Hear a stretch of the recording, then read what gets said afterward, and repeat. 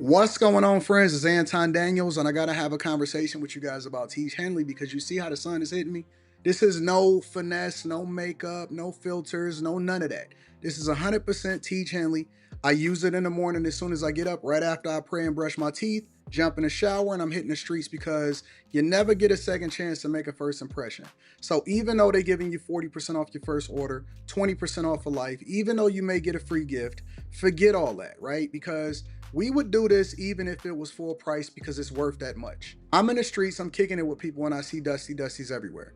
You don't want to be them. You want to separate yourself. And the way that you separate yourself is self-care. Ladies get it for the fellas. Fellas don't wait for the ladies to get it for you. I'm about to hit the streets right now and I'm feeling confident. I'm feeling great. I mean, I already got confidence, but to have that extra boost of confidence, knowing that you've taken care of yourself and you set yourself apart from all of the rest of the sheep that's walking around making bad decisions on a daily basis. And it's reflected in their actions. It's reflected in the products that they use. It's reflected in the people that they follow. And so if you're trying to level up, if you're trying to make sure that you look good, they're going to send you the pack. They're going to give you all of the instructions on how you're supposed to use it. Then make sure you get your Tiege Hanley. Again, 40% off your first order, 20% off for life. Get your free gift. Make sure you tap in with your boy Anton Daniels because Unc is never going to lead you wrong. I would never have you use a product that I don't use myself. Again, they've been rocking with me for a long time. Make sure you get your Tiege Hanley. I love you. I appreciate you. I'm going to holler at you guys later. What's going on is Anton from AntonDaniels.com. I appreciate you guys for continuing to rock with me. Thank you for tuning in for another edition of the Millionaire Morning Show. I am your host, Anton Daniels. It is Thursday, October 10th, 2024, year of our Lord. What up to all of my people in the chat? What up, what up, what up, what up, what up? I appreciate y'all for continuing to rock with me. I hope y'all had a nice night off from live streaming because we right back in the thick of it today. So we live streaming this morning. We hitting them right back to back. We got after hours tonight, back at it tomorrow morning, and then after hours on Friday night. So I don't want to hear no excuses. I don't want to hear anything from anybody that sit there and tell me, Anton, I'm making an excuse as to why I cannot do what I'm supposed to do. Get your butt up, get this money, get to the bag, take care of your family, put yourself in a position of power, and let's get it. I was talking this morning on my video on my morning blog, and I was, riding downtown because I was out there in the suburbs yesterday.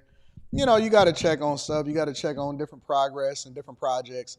And I tell people to make sure when you're doing your investment, and we're going to go over this in Block Club on this weekend. If y'all not tuned in, if you're not a part of the Patreon, to make sure you tap into the Patreon because that information is up for the live stream. I was telling people that it's important for you to make sure that you understand the areas that you invest in.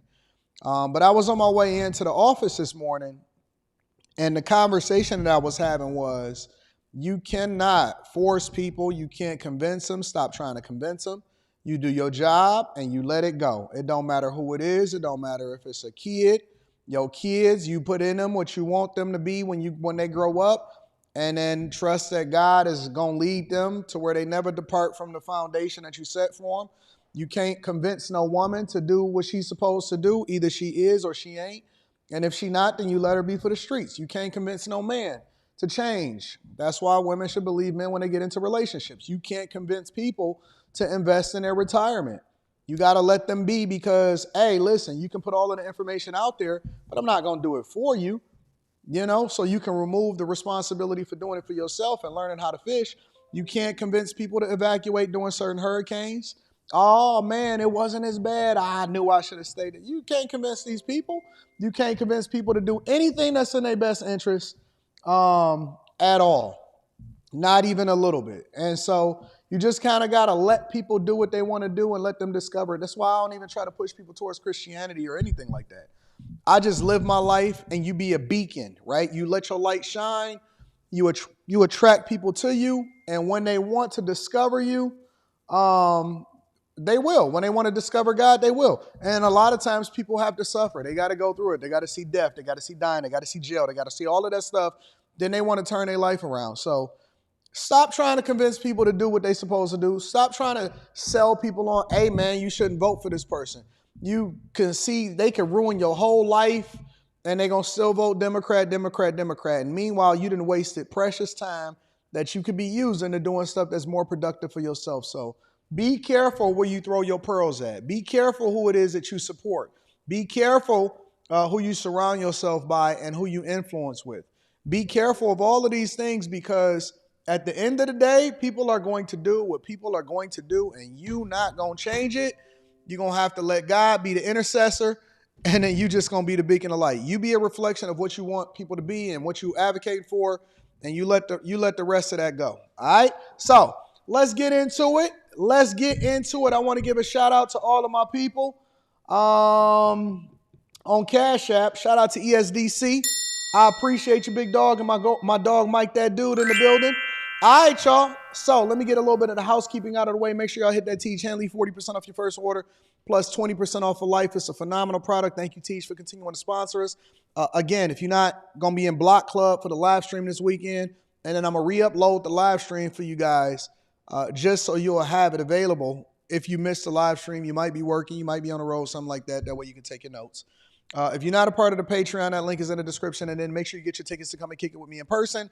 Put discount code Anton. Use discount code Anton to get the money off of your tickets that you need to, and then show up, and we're going to have a great time. Again, thank you to Mike, that dude. Thank you to ESDC. Shout out to all of my bag chasers. What's up, Maria Lovely? I'm glad to see you in here. That means that you got power. That means that life is good for you, and that means that you're not swimming with the alligators. You know what I'm saying? Shout out to my people. Shout out to my chasers. I hope that everybody is safe, that everybody is doing well. I already said it. Did y'all hit the like button? All right, we can't convince them. I don't even say nothing no more. I'm going to just let the mods handle it. Yeah, man. Make sure y'all hit the like button. Okay, so Ninja, I don't really care. Time Dog don't care, big dog. You going to have to do what you going to do. Do what you do. Do what you do, big dog. All right, y'all. Let's go ahead and get into the show. So you know what we do. I'll be reading super chats throughout the show, cash apps throughout the show, just to make sure that I acknowledge anybody that contributes. I don't ask for it, but I always like to acknowledge the people. But we got to get into Quick Hits. Quick Hits is a segment of the show that we don't necessarily think that we need to bring each and individual segment to the front of the congregation in its own separate segment, but we definitely want to keep y'all up to date on what's happening in these streets, bro. We do. Because you need to know what's happening all across the board, all right? So we're going to spend 10 minutes on this, and we're going to get there. We definitely going to get there. Thank you, Jay Jones. I'm going to read that super chat shortly. And in the meantime, let's get into Quick Hits, y'all. So first things first with Quick Hits, the suspected train or the suspected shooter, but the alleged suspected shooter or stabber of an MTA train operator in Brooklyn is arraigned today. Check it out. Now back to other news of the day. We're going to begin with the first court appearance today for the man accused of stabbing a subway operator. It happened yesterday in Brooklyn. And it turns out 27-year-old Jonathan Davalos is no stranger to police or to jail cells. In fact, Davalos is on parole from Sing Sing for one of his crimes until 2028. But he probably won't be on parole any longer. NJ Burkett with the stories live in downtown Brooklyn. NJ. No, Bill, this time the charge is attempted murder, and he has been ordered held tonight without bail. Yes, this was a shocking, brutal crime that's left a subway motorman still struggling now to survive. His fellow union members packed the courtroom here in downtown Brooklyn for the suspect's arraignment. Dozens of transit workers poured out of Brooklyn criminal court and embraced one another after the suspect was ordered held without bail. Union leaders said it sends a powerful message. This is a step in the right direction. Like, transit workers have to be respected and have to be protected. Prosecutors say 27-year-old Jonathan Davalos was arrested standing over his victim seconds after he dropped the weapon, described as a large kitchen knife. It happened at the Utica Avenue station in Brooklyn yesterday, an end-of-the-line station where passengers must exit the train. Investigators say when the train operator asked Davalos to leave the train, train. Davalos flew into a rage and chased the worker down the platform and stabbed him half a dozen times. The worker, identified as 64-year-old Myron Pollock, was rushed to the hospital in critical condition. Police officers were in the station and made the arrest within seconds. In January 2020, he punched a conductor. In April 2021, he slashed a woman. In May of 2021, he menaced another woman. In December of 2021, he was sentenced to 3 years in prison, and in February 2024, released to parole until 2028. All right, so this is what I know. This is what I know for sure. I'm never worried about going to prison. I'm never worried about going to jail and being locked up for a long time. I ain't worried about that. The only people that got to really be worried about that is if you broke and you did a Diddy freak off. That's it. The only people that got to worry about ever going to prison, honest to God, at least that live in New York or California. Maybe they don't play that over there in Texas or something like that, but the only people that ever got to worry about going to prison is if you broke and you Diddy. Or you're a politician that did something dirty. That's it. Because if he can get away with punching a conductor, slashing a woman, menacing a woman, I don't even know what menacing means, but that just tells you how much of a menace he is to society. And you sentenced 3 years. You sentenced to 3 years in prison, but then you released on parole right after that, and you over there stabbing people. I guarantee you he'll probably be out in less than 5 to 10 years. I guarantee you he'll be out in less than 5 to 10. I ain't even got to worry about it. I ain't never, ever, ever got to worry about going to prison. Ever. Because if they can do all of this and get away with it, chase a man down, stab him 14 times, be standing over him with the knife, you chase a 64-year-old man down, a train conductor, an MTA conductor, I ain't never got to worry about going to prison. United States of America is lawless now. Until 2028. Transit workers are under orders to clear their trains when they reach the end of the line. Part of the mayor's subway safety plan put into effect 2 years ago. But union leaders say the policy look. Homie is they mopping around people that's sleeping on the they don't even bother to. If you wake them up, they might slash you. He's mopping the floor around people that are sleeping on the train. The train in New York is shelter now. Safety plan. All you got to do is designate yourself as a migrant. You can get a free hotel stay. Effect 2 years ago. But union leaders say the policy is putting their members at risk. Obviously, we're going to look to do something different to protect our member, and that's going to be coming very shortly. But the fact that this happened means that was dangerous, what they were doing? Yes, it's a proven fact that cleated out trains has become dangerous. It's a proven fact. Yes, the answer to that question is yes, it is dangerous, and it must be addressed. Pollock was a hard-working train operator who was simply doing his job, said the DA. We will aggressively pursue full accountability for this violent assault. So that's what you can expect over in New York. Hard on crime. They're being very, very hard on crime. Chicago rapper Lil Durk is accused in a new lawsuit in a deadly shooting of another rival over there in Chicago. Check it out. It's been 4 years since Chicago rapper FBG Duck was killed, and his mother's pain is still raw. Not a day goes by that I don't think about him and the life that was taken from him. FBG Duck, whose real name was Carlton Weekly, was gunned down on the Gold Coast by a group of masked men as he waited to enter the Dolce & Gabbana store August of 2020. His girlfriend, Cashay Williams, and another man also wounded in the attack. They joined Weekly's mother in filing a lawsuit Wednesday, alleging rap superstar Lil Durk had a hand in the gang-related killing, wanting to take out Weekly. Their years-long rivalry playing out in a series of violent drill rap songs. Our complainant law lays out that a $100,000 bounty was placed on the life of FBG Duck to have him killed. The lawsuit names a wide-ranging list of defendants, including Lil Durk, his record label Only the Family, or OTF, and other larger labels that partnered with OTF, like Sony and UMG Interscope. Attorney Roosevelt Allen saying the larger labels welcome artists engaging in criminal activity, putting profit over human life.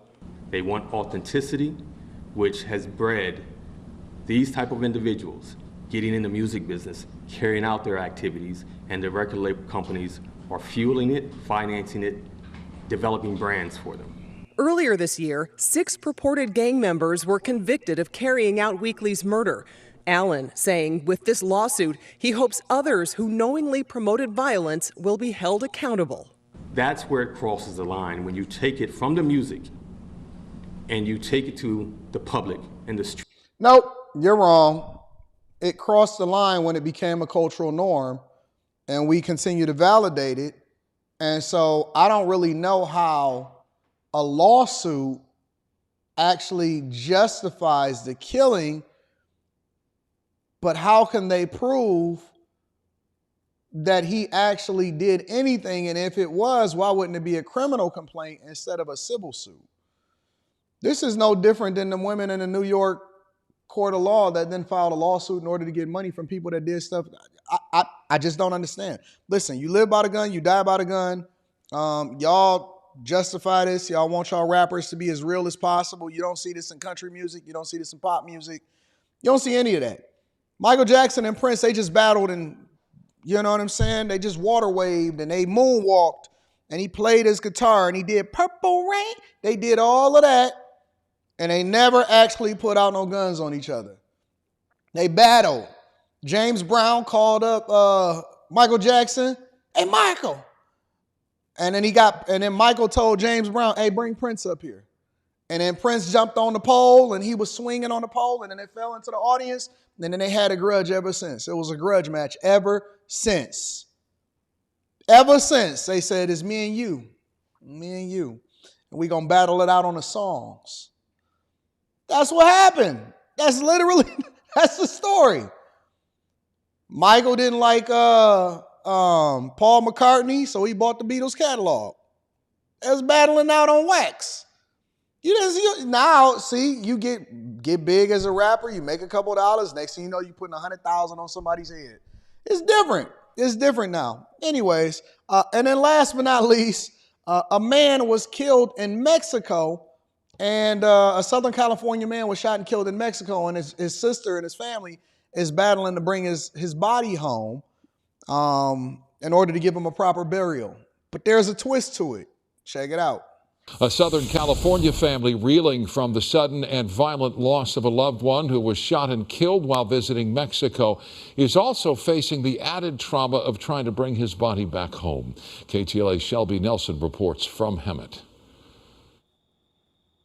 We want to bring my brother home. That's what Karen LaJude and her family are desperately trying to do, get her brother back from Mexico to give him a proper funeral. He was the sweetest person you could have ever met. Isaac Lopez was just 23 years old, excited about life and all that it had to offer. He was an aspiring singer-songwriter living in Riverside. Isaac traveled to Mexico over the weekend to attend his sister's vow renewals in Ensenada and to visit his grandmother. But on his way back home Monday morning, Karen says she got a call from his boyfriend, Jake, who doesn't speak Spanish. They were like, oh, there's a twist. There's a twist. So he was living in California. Makes sense. Sister got red and purple hair. Makes sense. And he was with his boyfriend over in Mexico. He was with his boyfriend. This was the twist. This was the twist. Let me play the rest of the story, and then y'all can make y'all own assessment after that.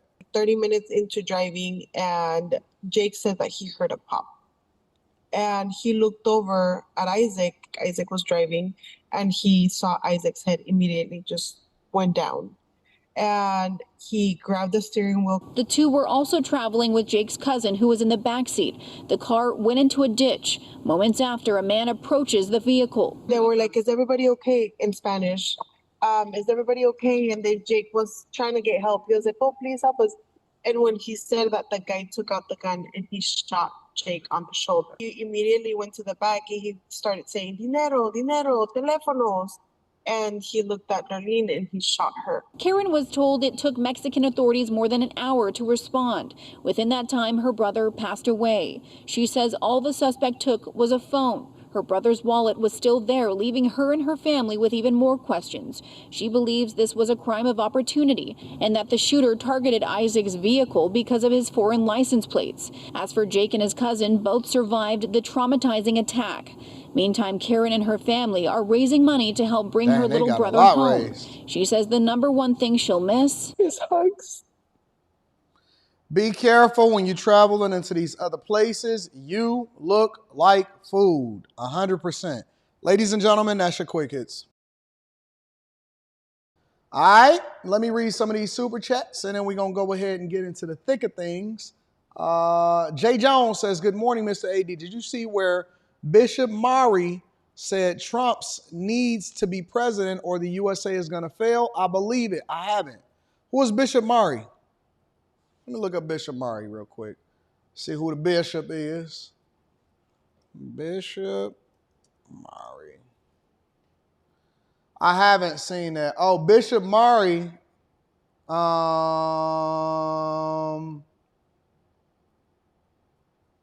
I didn't know that. I didn't even know who Bishop Mari was.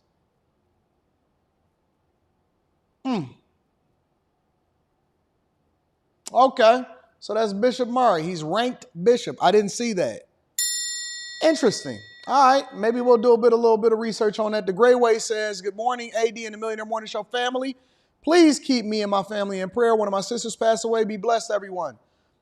All right, the Gray Way. That cover photo kind of takes away from it, but we got to keep you up in prayer. Lord, make sure you bless him and his family. Be with him. I know one of his sisters passed away, but life and death is a part of life.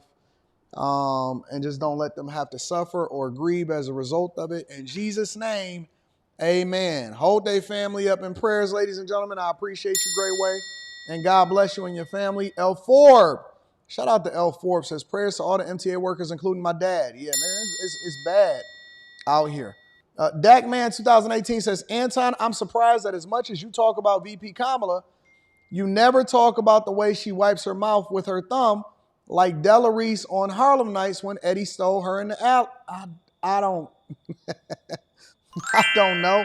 I'm figuring it out as I go. You know what I'm saying? Let me see this. You want to paint the ceiling and the mechanical stuff in the basement? Sure. Why not? Anyways, shout out to my dog, Dak Man 2018. I appreciate you, big dog. Y'all ready to get into the show? So let me preface this by saying that the show will consist of Kamala Harris. Obviously, we got to evaluate her and her earrings because she had another gaffe. We got to go over to Chicago and talk about Brandon Johnson and what he proposes to shore up the $1 billion budget deficit that they're expecting in 2025. We're also going to talk about Roland Martin. Roland Martin pulled up on Stephen A. Smith to talk about Kamala Harris and the Democratic Party. We want to go into that. I also want to talk about the aftermath. That's what we're about to go into right now. The aftermath of Hurricane Milton down there in Florida, because there's another hurricane that is expected to hit Florida right after that. All right. And then last but not least, we want to talk about FEMA. Why FEMA funding is so short. So make sure y'all hit a like for the algorithm, subscribe to the channel, and turn on your notifications. If you're not a part of the Bag Chasers and the Patreon, we over 10,000 strong. We're over 10,000 strong. So if you are not a bag chaser, if you're not a part of the Patreon, the link is in the description as well as pinned to the top of the chat. All right, let's go ahead and get into it. Let's talk about Florida. Did I do that right?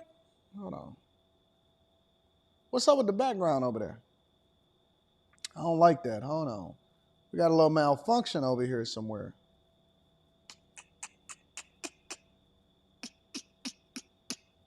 There we go. All right, so let's talk about Florida and the conditions, what happened as it made landfall, and what the fallout is of that. Wind, storm surge, and extremely heavy rainfall created catastrophic conditions across Florida, increasing the risk of life-threatening flash flooding as well. Last night, the powerful winds ripped off the ceiling of the Tropicana Field Stadium, ripped it to shreds. Floridians who did not evacuate have been advised to hunker down as the still dangerous storm moves around the state. CBS News' Christian Benavides is in Tampa this morning as this city faces one of the most powerful storms ever to hit that region. Christian, it looks like the sun's not quite up yet, but what are you seeing right now?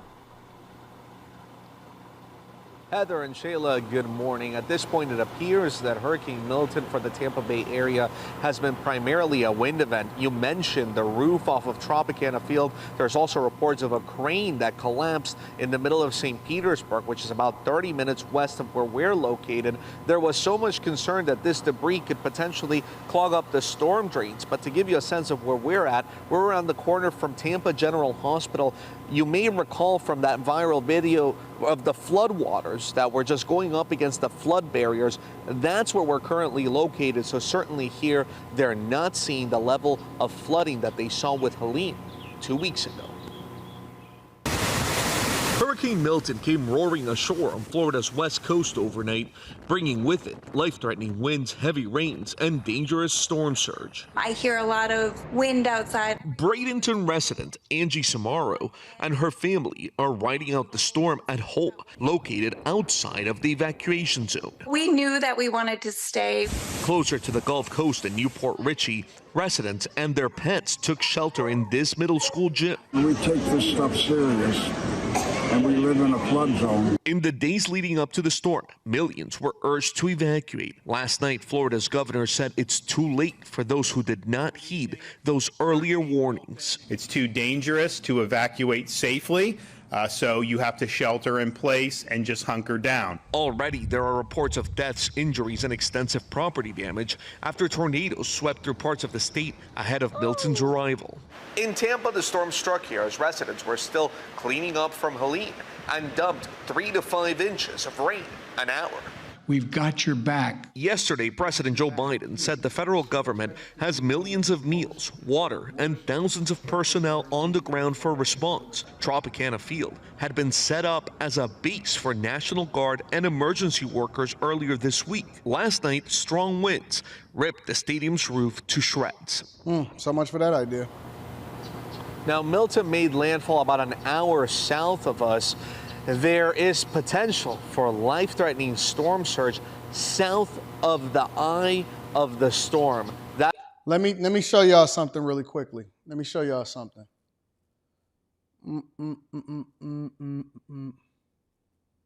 Give me a second.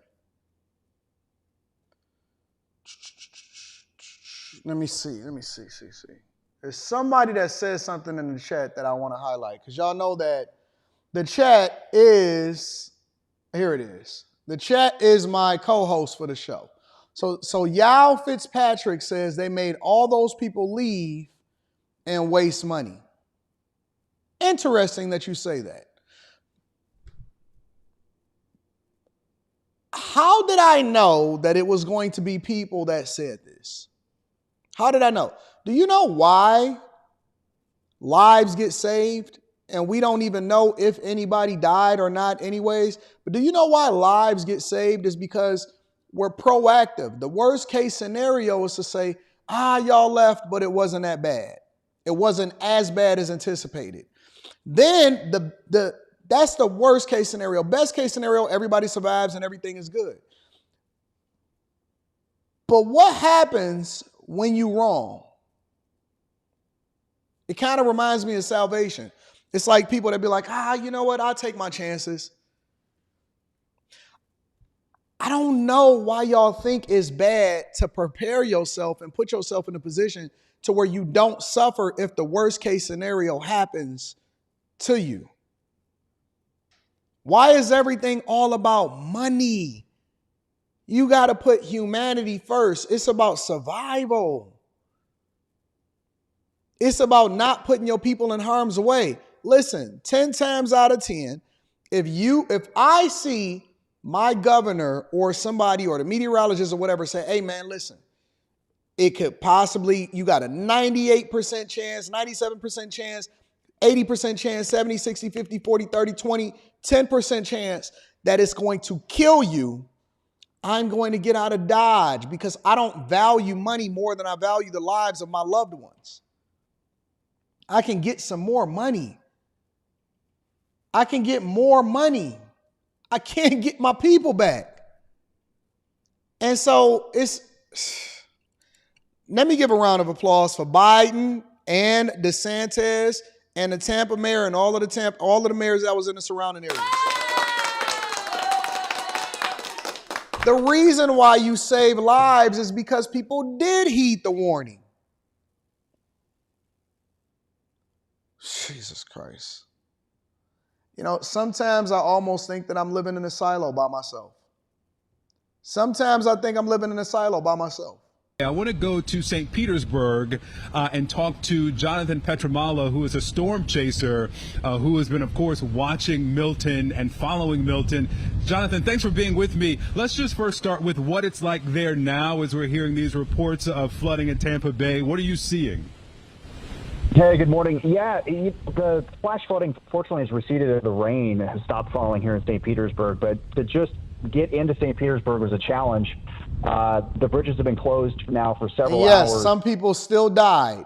But people don't care about that because, you see, I believe that the loss of one human life is too many, especially if it could have been prevented.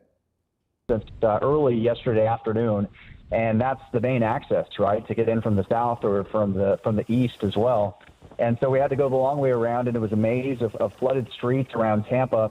Really deep water. We had numerous cars stalled out in that deep water as well. And unfortunately, signs that showed the water getting into some neighborhoods as well. So it wasn't necessarily the storm surge here in Tampa Bay, but it was that freshwater flooding. And the tides were just high enough, as your meteorologist mentioned, there was just nowhere for the water to go. So it just went up into people's homes and the neighborhoods and on roadways as well. So that added to the challenge of the hurricane for the Tampa Bay area at least. But the brighter side of that, again, is because the storm did make landfall south of the Tampa Bay area, the catastrophic predictions of storm surge that could reach 15 or 20 feet did not occur here in the area, which is great.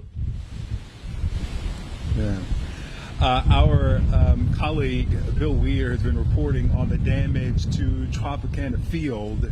Of course, we've shown that roof that was just shredded and blown off. Erica talked about it at the top of the show. We've got drone video that you shot of the stadium. Tell us what you saw, what you shot as you described your video.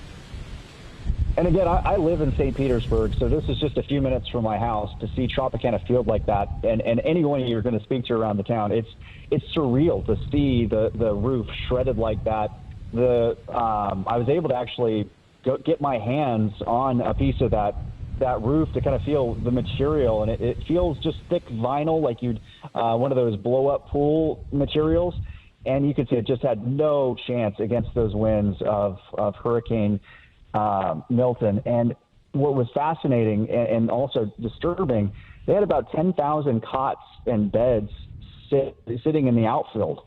So those shots, you could look down and you could see those cots sitting there. Those were for first responders that they were going to have come in, and that's where they were going to stay as they help the area recover. Of course, now plans have to change. That obviously cannot be a place where first responders are going to be able to stay, as the dome of Tropicana Field is now completely exposed to the elements. Yeah, we've been seeing the drone footage of just the torn roof there, and you make a good point about what this stadium was supposed to be. It was supposed to offer this this respite, this place for rest for the first responders. Capital Kel says, Anton, us Tampa folks have been through so many hurricanes, we don't let the news scare us to evacuate. Okay, all right, you know what? I'm learning. I'm evolving. I'm learning. Okay, so Tampa is on the list. Where's my iPad at? I need my iPad.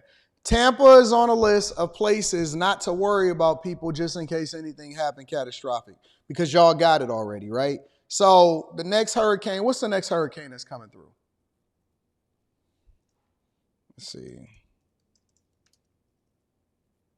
Hurricane coming.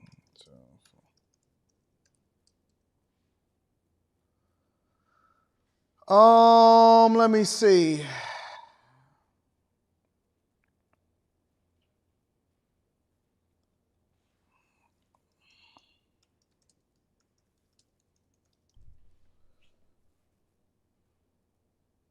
See, at least four bodies is dead. Let me see. It's another hurricane. What's the name of the new hurricane? I think it's Nadine or something like that. Y'all let me know in the chat of the new, Nadine. All right, so Nadine is coming. So, all right, y'all just hunker down, make it do what it do, get some good food, some barbecue, and let's just have a good time. Let's just have a good time. We not worried about Florida no more. We not worried about Tampa. We not checking for y'all. We just going to focus on North Carolina. We going to focus on Georgia. We going to focus on Mississippi if anything happens over there, Louisiana. All of those places. We not worried about nothing that happened in Florida no more because y'all built different. Y'all got it together. As they respond to others who call in for help from Hurricane Milton. We also had the report of the crane that came down in St. Petersburg as well. What do you know about damage beyond these two that we know? Of course, the first responders are working to get out as soon as the wind dies down. On that coast, I'm sure the wind has died down. But what do you know about the damage in neighborhoods, in communities beyond downtown? Sorry about that. Yeah, you broke up a little bit. I heard you talk about the crane. We just had our eyes on that as well. Ironically, it crashed into the Tampa Bay Times building. So they broke their own story there. Unfortunately, it doesn't appear anybody was hurt, which is the best part about that. Hey, January Man says hurricanes don't scare us, bro. However, we accept prayers. I seen a video yesterday of a man that was crying on the Breakfast Club. And he was like, we scared down here. So now y'all tough. Okay. So this is the equivalent of, you know what I'm saying, something big happening. And when it's happening, everybody is scared. But when it's over, they was like, man, I wasn't scared. I wasn't even thinking about that. That didn't make me jump. It ain't even no big deal. Psh, we built different. We've been doing this for 100 years. We've been here. I just was listening to a man that called into the Breakfast Club and was crying and said, they don't care about us. They don't care about us. I just was listening to a man call into the Breakfast Club and he was whining about that. Did y'all see that video? Okay, hold on. Let me see if I can find it. Because I might be off. I might be missing it. Let me see.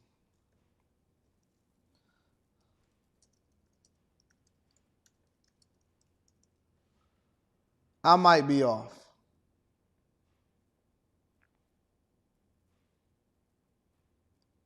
Here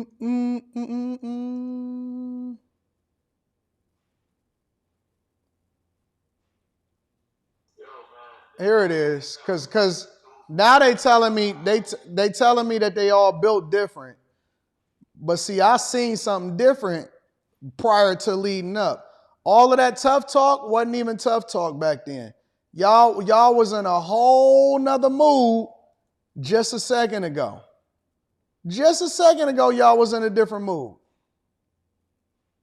Was this it? Yo, man, this Tone from Tampa, man. Tone from Tampa. What's up, brother? How was everything out there? It's a little light rain right now, heavy wind, but I'm going to just keep it a buck, man. This ain't where it's at, man. Yeah. Everybody. Yeah, I gonna say y'all right in the middle of it. The eyes hitting Tampa from what the map shows right now. Man, bro, my heart, bro, is in my ass, bro. I'm scared, man. And then we still recovering from Helene, and it's like, bro, I want to get this off my chest, bro. This government is playing in our faces, man. It don't matter if it's Republican or Democrat. They playing in our faces, bro. You get Ukraine come over here, they get what they want. You get immigrants come over here, they get what they want. And you got people being denied these FEMA applications that you talking about the other day, Charlamagne. Mm-hmm. People being denied, bro. Mm-hmm. But you getting these migrants coming over here, $10,000 food stamps, bro. You goddamn $5,000 cash stipends, man. Mm. This shit hurting, bro. We finna get ready to damn near die, bro. Mm. A lot of people couldn't afford to evacuate. And this government planning our face, man. Damn. I feel for you, bro. I totally understand, my brother. Absolutely. It don't matter what they is, Democrat, Republican, they all treason, man. They all about money, bro. None of these people care about American people, bro. This hurt, bro. This hurt, bro. People wake up every day just want to live their life, bro. And you got these greedy snakes, man. You got these greedy snakes call themselves government service people, bro. And they don't give a damn, bro. They don't give a damn about the migrants coming over here. They using them too, man. It's right, man. You're absolutely right, my Damn, I brother. can't wait to come back, man. You hear what he said? He said you can't wait till God come back. He's absolutely 100% right. Because at some point, I don't know who else can help a lot of people. The dude was begging for God. He was begging for God. I can't wait for God to come back. I can't wait. We was Florida different. We strong, but this different. I'm scared. I'm scared, boss. I'm scared, boss. Y'all was just asking for God. You just pulled up on an op yesterday, and then you was praying for God yesterday. You made it through the storm, and now you built different. We built different. Florida strong. We built different. We built different. We wasn't scared. We wasn't even thinking about that storm. It ain't even no big deal. I wasn't tripping. You was tripping. Oh, that's cause you weak, bro. What? Man, we've been going through this our whole life. Ain't nobody tripping off of that. We scared. Oh my God. All I want to know is they don't really care about us. All I want to know is that they don't really care about us. Y'all was playing Bryson Tiller, Coldplay, Michael Jackson. You prepared your will. Y'all wrote y'all names on y'all arm and on y'all chest just in case the Gators got to y'all. Then all of a sudden, we's built different after you get through it. Man, what? We built different, dog. I wish that storm would have came. We was all prepared over here. All I want to know is they don't really care about us. I don't care who you are. You Democrat, Republican. Help me. Help me. No, you did the right thing. You did the right thing. You evacuated. You preserved human life. And you made sense of it. Don't come over here talking all of that tough talk to me now, talking about, man, we built different. Florida strong. Gator Nation. And you just got down to Florida. You from Atlanta. You ain't from there. You from Atlanta. You from California. You just got to Florida two years ago during the pandemic. You moved because you couldn't afford to stay in California. Don't start talking that tough talk to me. Hey, listen, you ain't got to be tough. Ain't nothing wrong with being afraid, because you know what that triggers? That triggers a reaction that forces you to do something that you otherwise wouldn't have did so that you can protect yourself. It's a protection mechanism that's built within you. Fear is something you just got from California.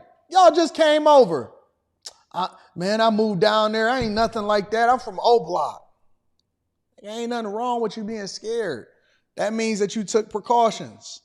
That means that you made adjustments. And you need to do the same thing the next time before Nadine gets you, because then they're going to be talking about, we're FEMA. I tried to apply for $750 and I found out it was just a loan. They still digging bodies over there in North Carolina out. Stop there. Everything ain't an ego trip. Everything ain't about being tough. It's about making sure that your baby mama is straight so that she can sue you and get child support still.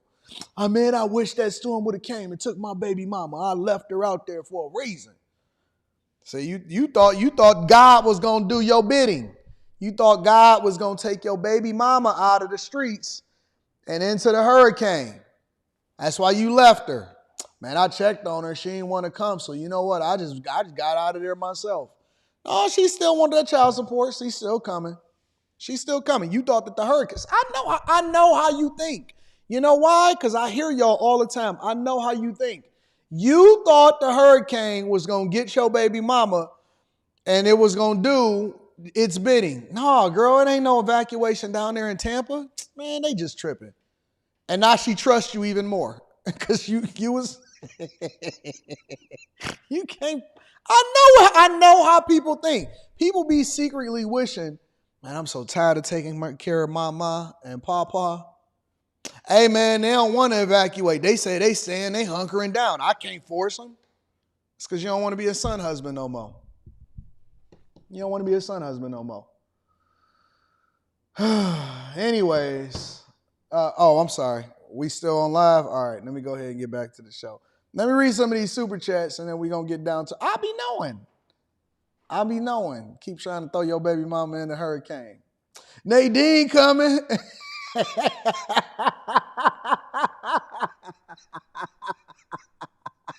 Yeah, talking about look at God. Just cop that Tiege pack, man. My skin glowing. Shout out to my people that got that Tiege. Get your Tiege Hanley 40% off your first order plus 20% off of life. Can't lie to me. Oh, man, I ain't scared. You was just in a movie. Jason Bernardino says, Elon Musk is releasing robo-taxis today, fully autonomous taxis. Great for people that work from home and don't have cars. Okay. I'm going to be on that tomorrow. We're going to talk about it. I might even take some calls tomorrow to see if y'all capping. High Tolerance says they can have it. We're going to let Tampa be Tampa strong, and they can have the front row seats for the triple header. Facts. Hey, the Tigers won yesterday. Shout out to my Detroit sports teams. FPSD says, do you wish it was worse just to be right? No. I wish people to just be honest and realistic about the fact that they were scared. And I was scared for y'all. And I wanted to make sure that y'all survived. I didn't want nobody to go down. I'd rather be fearful of this hurricane because, anyways. The VIP status says, maybe those prayers were answered, but now they tough. How about thanking God? Nope.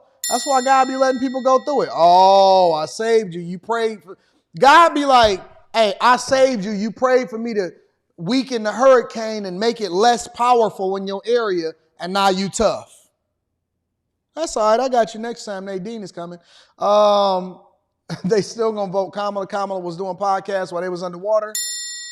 We need to be thanking the president and the governor for being prepared. Project Kill JR says, I'm sick of Democrats saying they believe in God, but they also can be a man can be a woman. They can't support trans agenda and say that you into God. People got their own religions at this point. Smooth Artist says, we just built different, AD Florida strong. Okay. I never, ever ask y'all to evacuate again. Billy Ray Valentine says, I'm screaming we need a comedy show now. These people be lying. They be lying. Don't worry, my stand-up comedy show is coming soon. I'm going to do a whole routine. You know why the hurricane wasn't as strong? Because it was named a man. It wasn't named after a woman. See, Milton don't hit the same thing as Nadine. You ever met a Nadine before? I know a Milton. Every Milton that I'd have never met in my entire life ain't got no stash, no beard, no none of that. Thin-skinned. Every time you touch them, I know Miltons. Miltons don't hit that same. Nadine is different. You ever met a Nadine? Y'all know a woman named Nadine? They different. I could go and Google a Nadine right now. Hold on, watch this.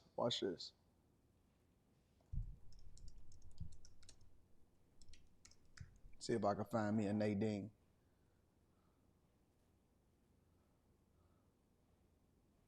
Look at Nadine. Nadine is crazy. The first Nadine that popped up is Nadine Coyle.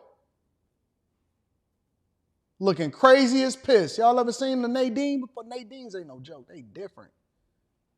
Nadine Vasquez. That's all right. All right. We'll see. We see on this one. You ever met a Nadine? I have. All right.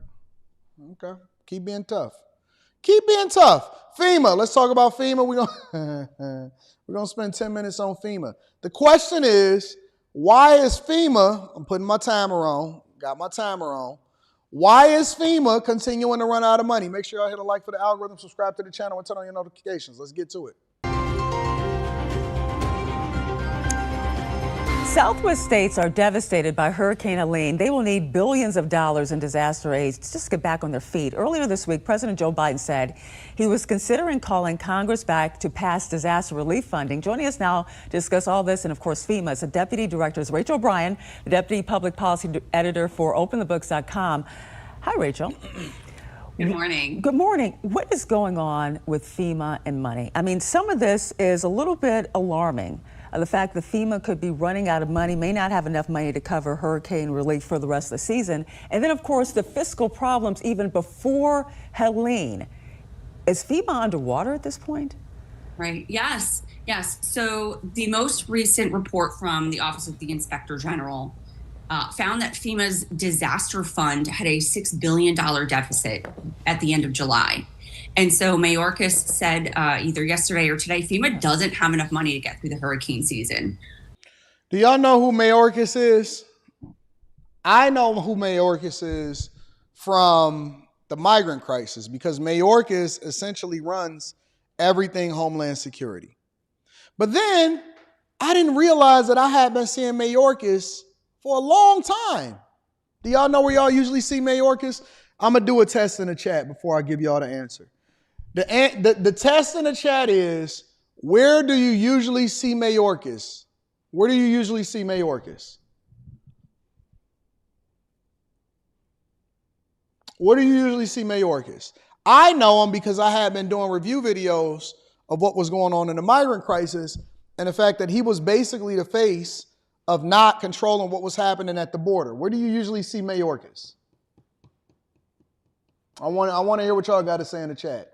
And so they was calling for his firing, but I didn't realize that Mayorkas was over the director of FEMA. He was also over what was going on as far as security for the president and all of that stuff. Where do you usually see Mayorkas? Y'all said Congress, and before Congress, he was out shopping in LA. He needs to be fired. He a slime ball. He from New York. Nope, all of y'all wrong. The border, Capitol Hill, Homeland Security, Congress hearings, Gucci store. Nope, y'all all wrong. I can't believe nobody is getting it right. Yes, you finally got it. Somebody got it right. Somebody got it right. Shout out to Dane. Shout out to Dane. Yep, you are 100% right. You see him at the airport. Why? Because when you're going through TSA, if you look up on the screen, and I didn't even realize this until I was going through the airport the last time, because I remember seeing him on the screen at the TSA all the time. And if you're going through the airport and you look up on the screen and they're trying to give you the directions, hey, you got to throw away all of your liquids and Homeland Security, if you see something, say something. He's always on the screen on the little monitors at the airport before you walk through TSA. That is Mayorkas. Yes. He is giving you an announcement on the screen at the TSA to let you know that you will be safe, and we have to make sure that we protect our airplanes and our borders and our border security and everything like that. And he usually appears at the airport when you're going through TSA. And I didn't realize it until I seen him, and I was like, oh, that's the guy.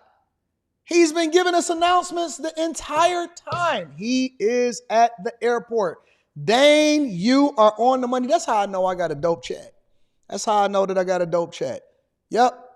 He is at the airport, usually on the screen for the TSA and Homeland Security, and he's giving you an announcement, guys. Hey, how you doing? I'm Director of Homeland Security, and we have to be safe. He is on, yes, he is. He's on every terminal in every state. Yes, he is. So that is the person that has been given a warning about the fact that FEMA is going to be running out of money because they don't have enough to sustain them through the hurricane season. Now, the reasons for that, we're going to find out. President Biden has requested more funds in the past. Last October, he asked for about $24 billion, $9 billion of it for FEMA. Congress was busy giving aid to Ukraine, Israel, Taiwan, and other places. They did not pass that funding for FEMA. And so part of this is FEMA's fault. They have this pot of funds of unliquidated obligations that it's referred to. It's to help victims of storms from before 2012. And it's just sitting there. It's not being used. It's money that has been promised, but it's unclear whether it will ever go to help American families. And meanwhile, that money is not right now allowed to be allowed to use to help victims of Helene or any other hurricane. So it's sort of stuck in purgatory, and FEMA's got to figure out how to get that money out. So why is it stuck? Why is it just sitting there? Is this some sort of a legal requirement? Is it mandated by Congress? I mean, why can't that money move? So the money is not supposed to be sitting that long and not without a good reason. FEMA is not following their own procedures properly. They're required to use grants by a certain deadline. If that deadline is extended, then FEMA officials have to give a written detailed justification. But they've been holding on to these funds. They've been extending deadlines, sometimes without explanation. So, for example, FEMA set aside billions to help the Northeast recover from Hurricane Sandy in 2012. That money was supposed to be used by 2016. FEMA, for some reason, extended that until 2026, 10 years later. As of last year, $5 billion of that was still sitting there, still unused. They're not making it available for new victims. They're not releasing those funds. The Inspector General, Homeland Security, has said that FEMA has been extending these awards subjectively. And they said, as a result, there's a risk for fraud, waste, and abuse the longer the program remains open. So FEMA needs to get its act together and get this money out of there, especially as we see Helene and Mayorkas just said, we're running out of money for this hurricane season. All right, so wait a minute. You telling me that FEMA already be having funds that set, because I'm learning something new. Because you don't know until you start to get visibility into it, until some natural disaster happens, and then they say, hey, we ain't got no more money. And then they be like, where all of the money? Oh, wait a minute, we found some more money. It's over in this account. So you telling me that we as the taxpayers actually pay into a system that then allocate money, budget money for disasters and this and that and Sandy and Helene and all of these things, right? And they earmark it for it. And so one of the things that I'm really, really excited for, hopefully, because I hope that they implement it, and I already know that Trump is going to win. It's going to be a wash. It's going to be an absolute wash. But here's the thing that I'm interested in. One thing that he said from a policy lens or a policy perspective that he said is, we need to have more of an audit into the federal government to see where all of this money is going. I don't like the fact that they keep raising taxes, and their solution to everything is to raise taxes, raise taxes, raise taxes, raise taxes. You'll see later on in the show that Brandon Johnson's new proposal for fixing what's going on in Chicago and these budget deficit is to what? Raise taxes again. Raise some more taxes. And I don't believe that the federal government is as efficient as they're supposed to be. They should be running the federal government with the same lean principles as Toyota manufacturing. I don't want nobody that's in the federal government that's not a black belt in Lean Six Sigma. Some of y'all may not be familiar with that. That's before your time. You don't understand it. You don't need no lean principles. You don't know about what being a black belt is and all of this stuff. That almost used to be a requirement to get into executive leadership when you was in a manufacturing base. And then they would take people that were experts in lean manufacturing, and then they would go into different industries, and they would implement those same principles, but it was championed by and celebrated because they use these same lean principles to out-manufacture and then get better quality than the United States automakers, and that's how Toyota then became a powerhouse in the United States of America, is that not only did they make better cars, but they lasted longer and they had less manufacturing defects because you were a black belt in Lean Six Sigma, right? And so I don't want anybody to come into the federal government running anything unless you are business savvy, you understand, and then you know how to run a lean manufacturing environment so that we can start to figure out where all of this money and root out the waste. And one of the things, again, that I was very excited for as a policy is that when Trump said, listen, the first thing that we need to do is we need to audit every single department in the federal government, and it needs to be led by Elon Musk, somebody that's an outsider, so we can drain the swamp. Because what I'm hearing now in my C students' ears, what I'm basically hearing right now is waste, laundering, stealing, and they can justify it by saying that, well, you know what? We allocated it over here. We allocated it over there. Man, that's fraud. That's fraud. You telling me we paying into a system? We should have so much visibility into where our monies and our tax monies is going. If we had a basic site, if I'm in any branch of the federal government, right? I don't care if I'm a governor. I don't care if I'm a mayor. The fact that we're still using PDF documents to do budget proposals and then negotiate it and get it approved to where the people have no clue where monies is going. And we put trillions every single year, trillions of dollars into the tax system, and y'all not concerned with how y'all money is being used, but then they could just say, hey, we need to tax people more to make sure that we shore it up. Why isn't there an interactive site with all of the AI and the infrastructure and all of the government contracts and things that we have? The first thing that anybody should do when they get elected, going 2025 and forward, is there should be some site or an app that you can go to and you can see easily interactive and visibility and then be able to scan through and then filter through exactly where your money is going and where it's going. You would eliminate so much waste. You would eliminate so much fraud. You would eliminate so many people that's taking advantage of the system. And if you could see it with your eyes, we would make better decisions as voters. If you could see it, if you could touch it, if you could feel it. See, them just saying it, oh, we going to give money to this, and we need to do. Oh, man, they can't get a federal budget approved. Hey, FEMA money and all of that. If you seen where the money was going, I guarantee you would make better decisions as to who you voted for. But because we don't have any visibility into it, we don't know it until you get a disaster like what happened over in North Carolina. And they say, hey, man, we under. Oh, wait a minute. We got some money over there. That's what they was doing with the COVID funds. In every city, they was doing the same thing with the COVID funds. You know why all of the teachers is getting laid off? The teachers are getting laid off because they were using a boost in COVID money. They allocated money over here to say, hey, man, we need to make sure that we shore up over here and shore up over there.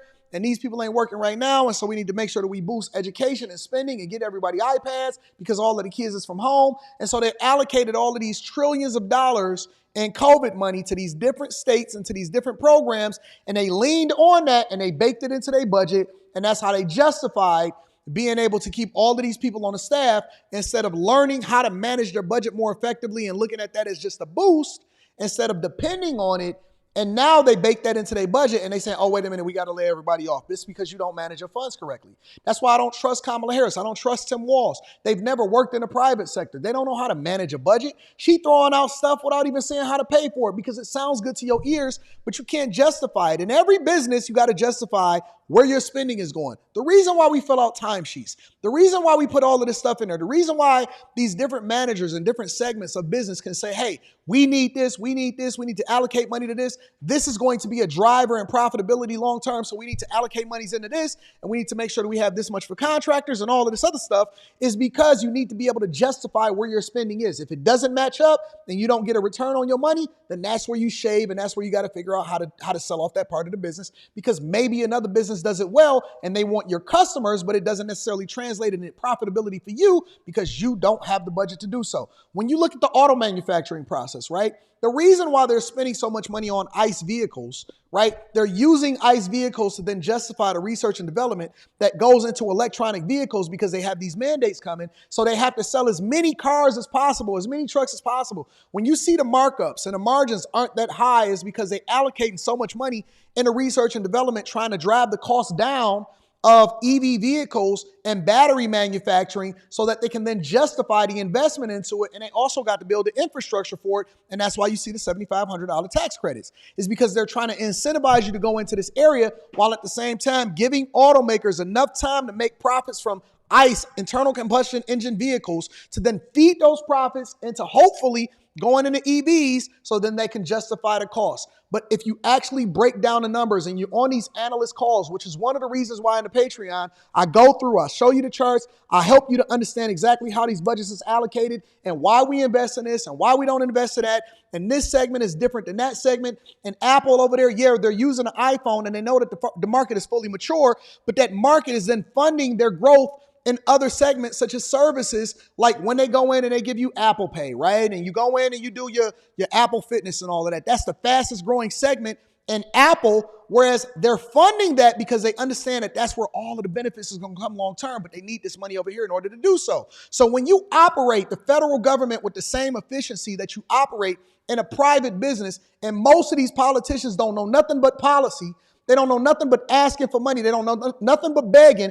When you operate with the same efficiency, then you get an efficient government. You'll have less government in your lives, and you'll actually have your funds allocated to the things that's meaningful. You don't need a whole bunch of money in social services if you're building up a strong manufacturing base that allows people to be able to provide for themselves. You don't need that. So when I see people say, hey, we ran out of money in FEMA, we ran out of money in this, we ran out of money in that, that means that it's a budget problem. It's a management problem. That's not a shortage of funds. It's not a shortage of funds. It's not an inflation problem. We effectively give the federal government a loan every single year that you're paying taxes, and then they make money off of your money, and then they give you a refund in April of next year, but you've paid into the system hoping that they give it back to you. They're making money on your money, but you don't ask questions because you vote Democrat or Republican, and then when we then need the money to do things that's meaningful, you don't question it because, that's just FEMA funds. No, that's your money. Every single thing that the federal government do is your money. We should not be having questions as to how they're allocating your money. And if we don't start being mindful, and this is the problem with allowing for everybody to be able to vote, just because you're an American, you can vote. No, you need to be an informed voter, because if you don't know, how can you then make a decision that's best for you when you operate out of ignorance and you're electing people based off of identity politics? Of course, I would rather have Trump in there, because at the very least, if you look at a CEO, right, the CEO is not supposed to be the expert of everything, but the CEO is supposed to be great at putting the right people in place.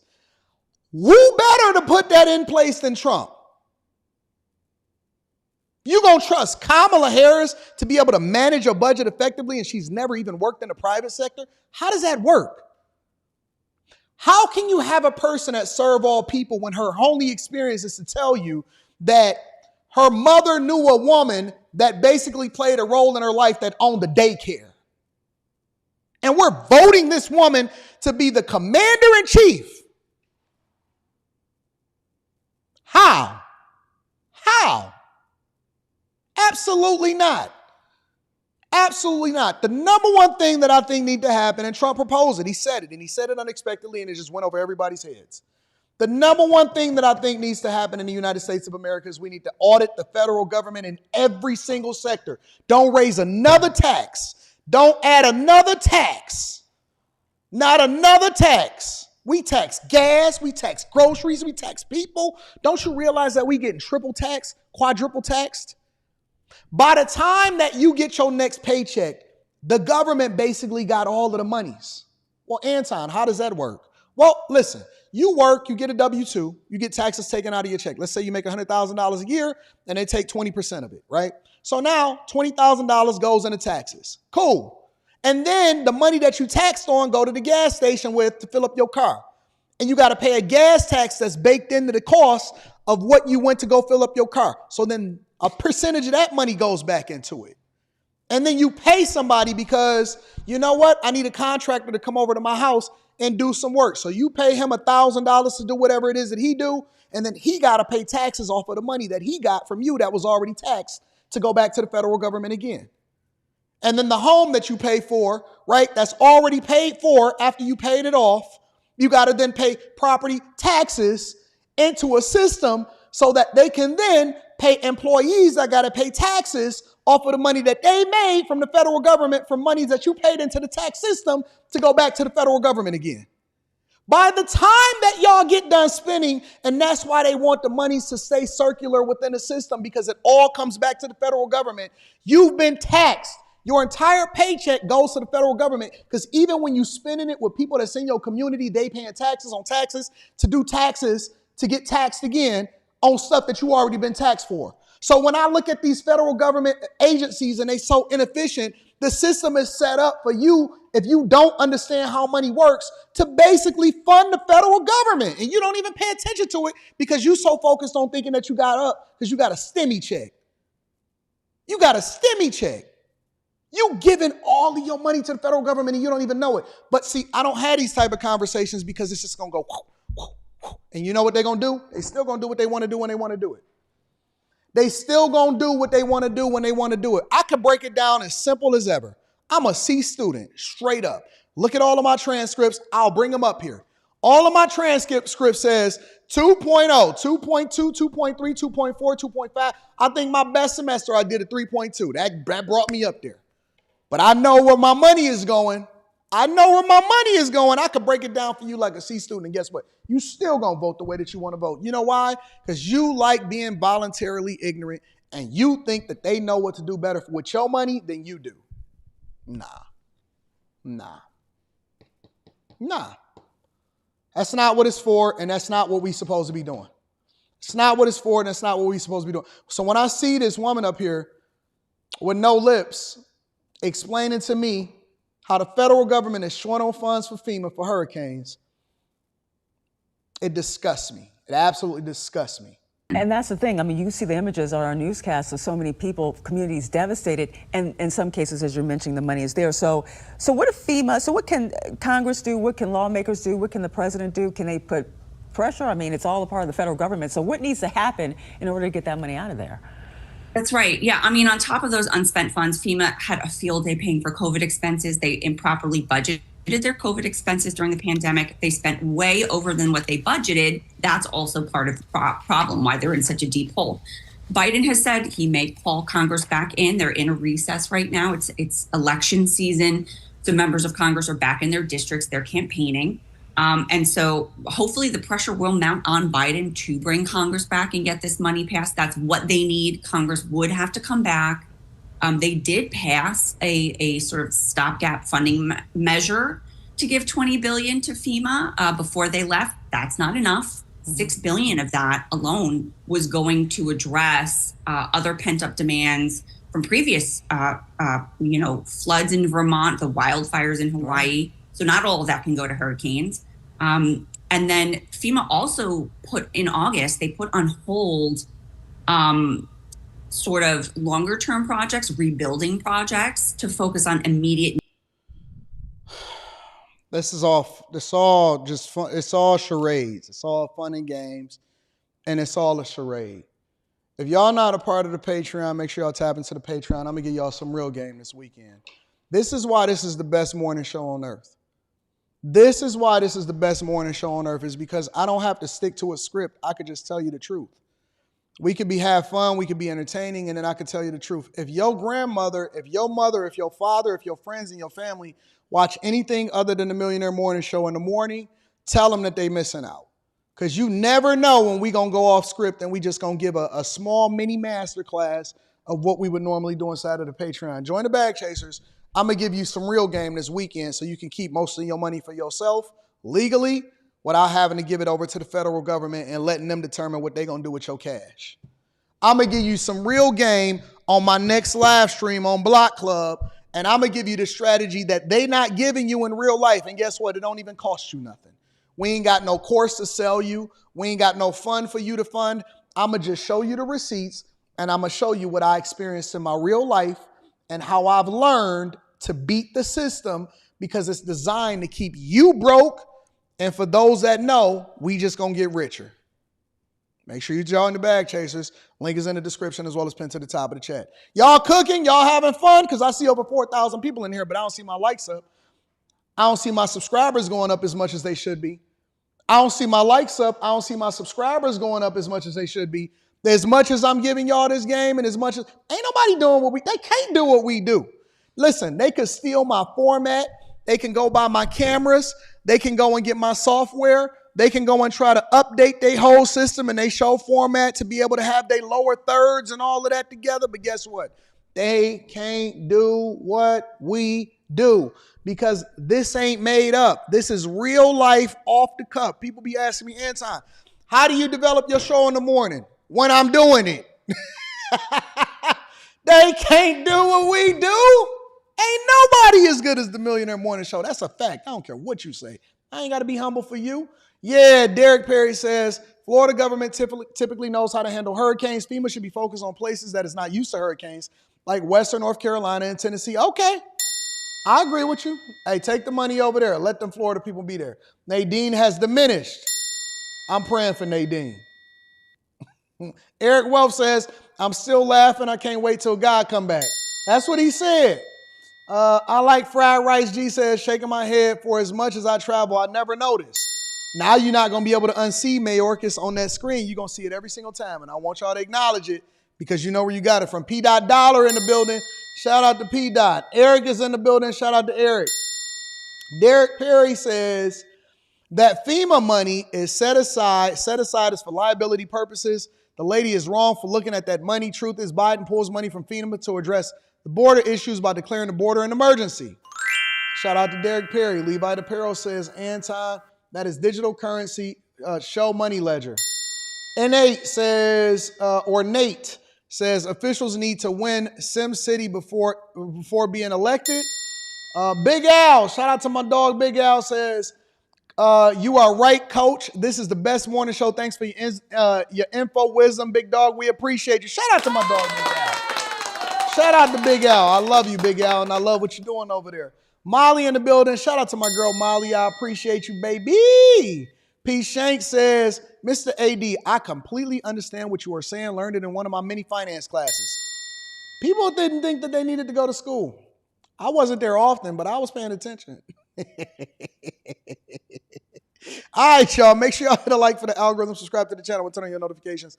Roland Martin, roly-poly, pulled up to Stephen A. Smith. Y'all sent me this morning. Y'all literally sent me this morning.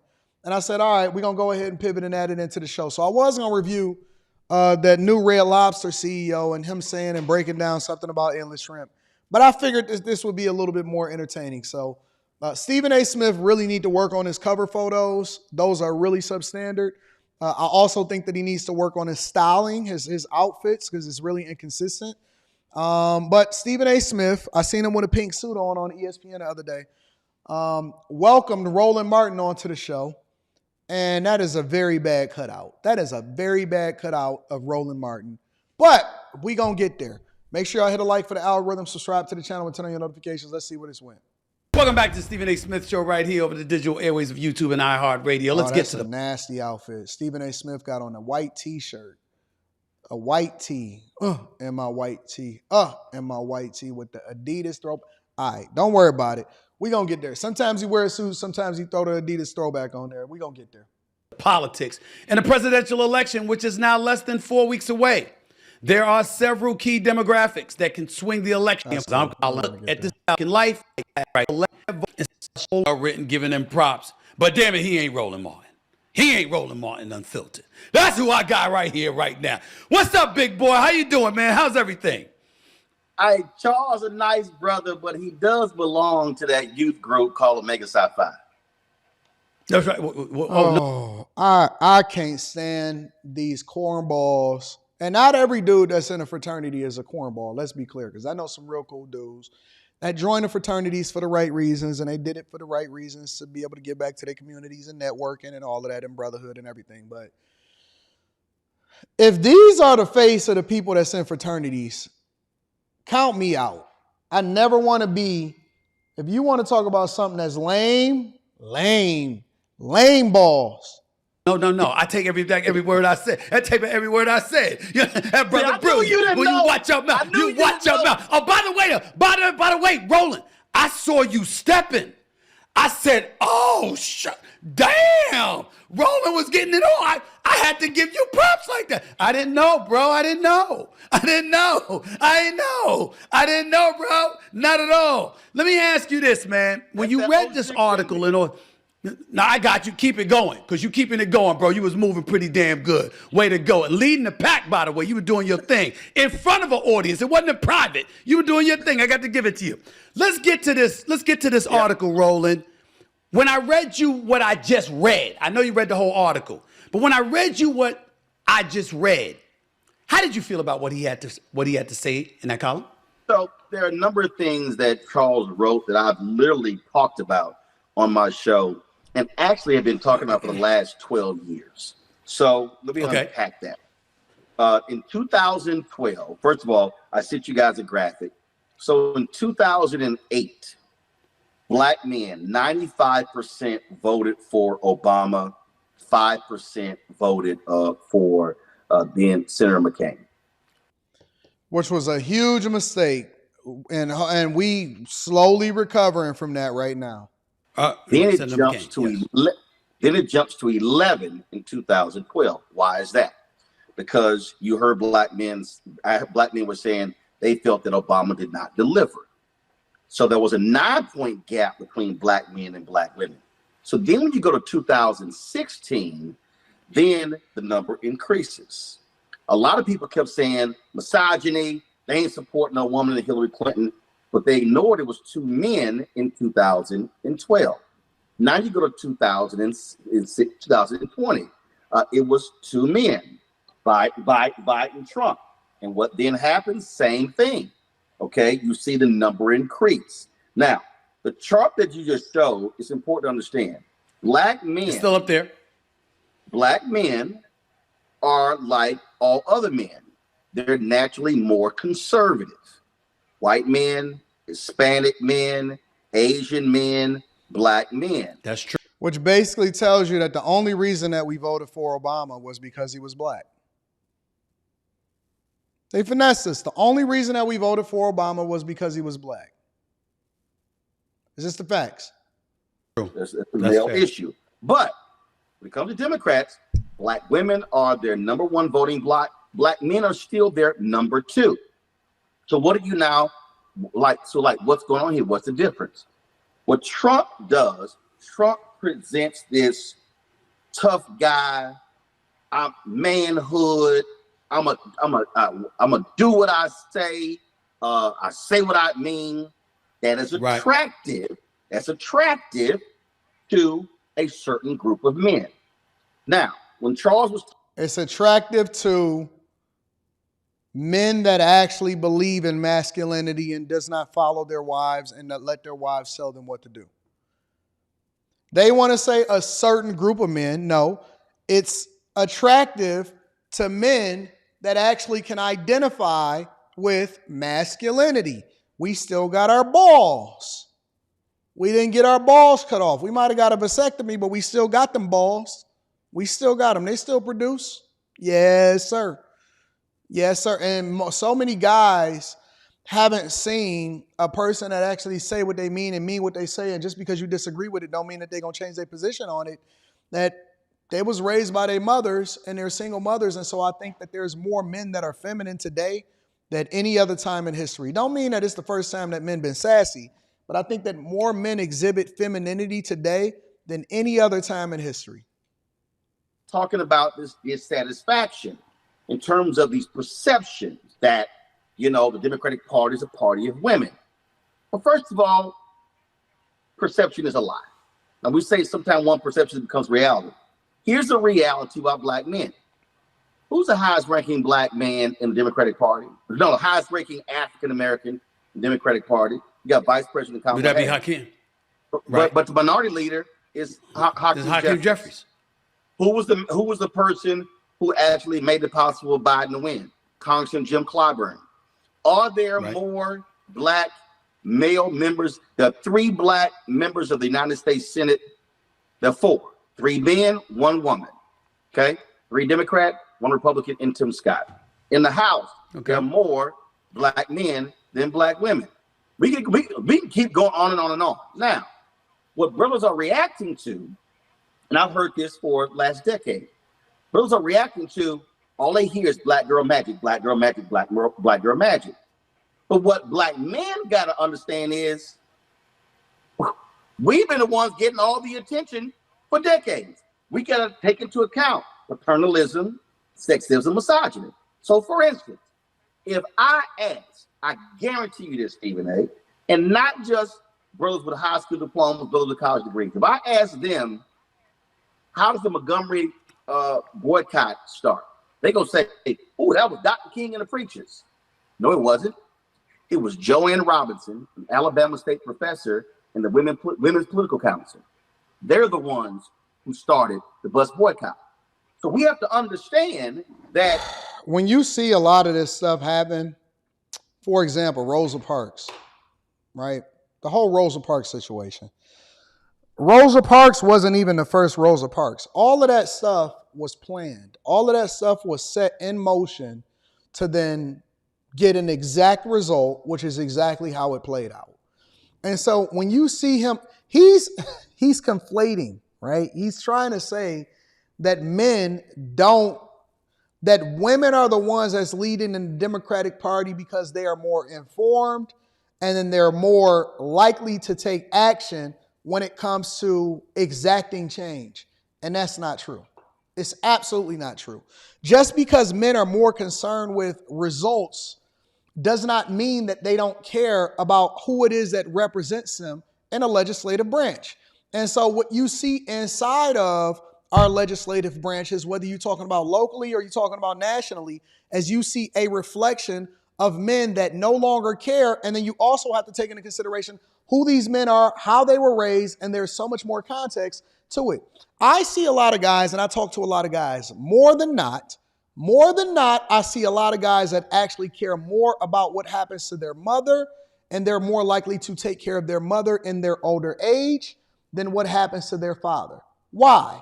Because men tend to not care or to not be as concerned because they say that, well, men can take care of themselves and women are the weaker vessel, even if it comes to the person that's older than them and their mother. So they're more likely to assist and help and also promote what happens to women in a positive way, or to make sure that they step in to ensure that women are taken care of in a positive way, even when it comes to how they feel or their politics or be influenced by.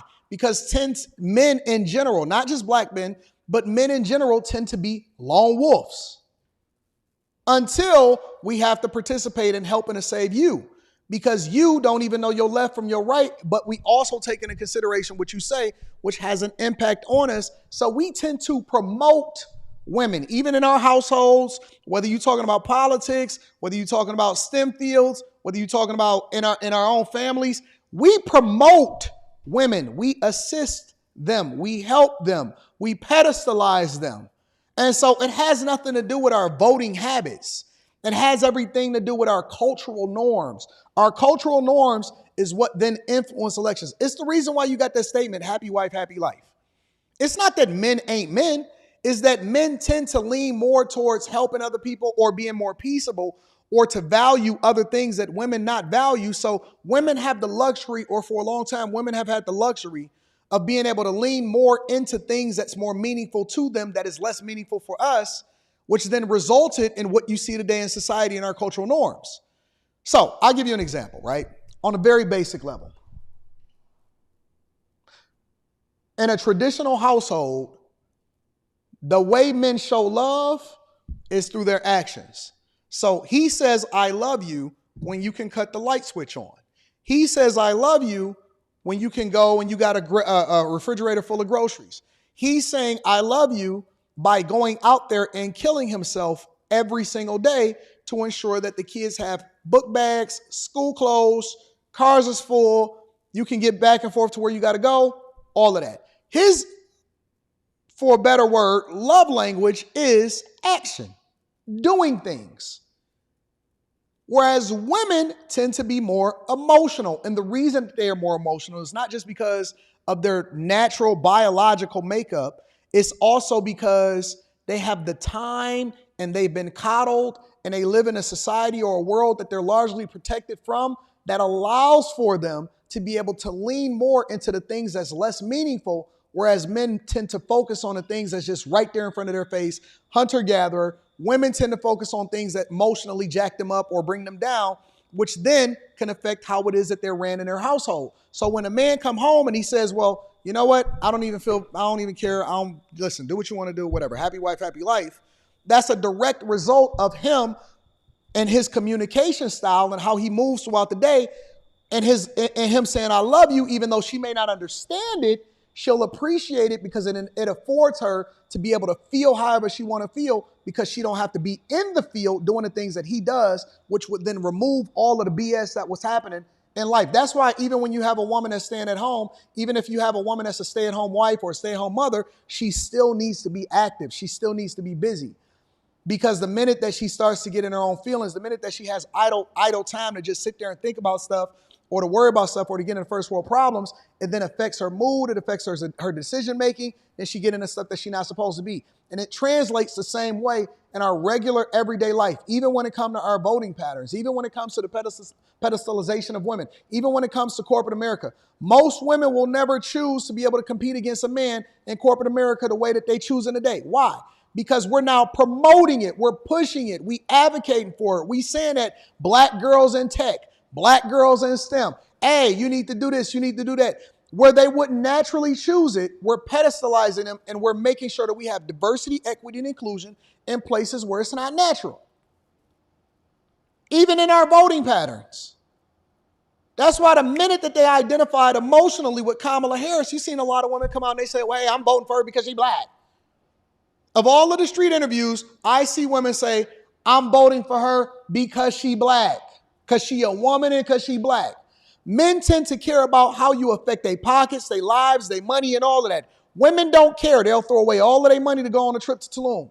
They'll throw away all of their money in order to go grocery shopping. They'll go broke. And one day after getting their paycheck, trying to figure out how they can make it rain for a real one, and then they'll sell that box for $40 in order to make it to their next payday. Men is trying to figure it out. Men is trying to budget. Men is trying to focus on long-term growth, long-term thinking. Women want to just fall into their femininity and say, oh, he got it.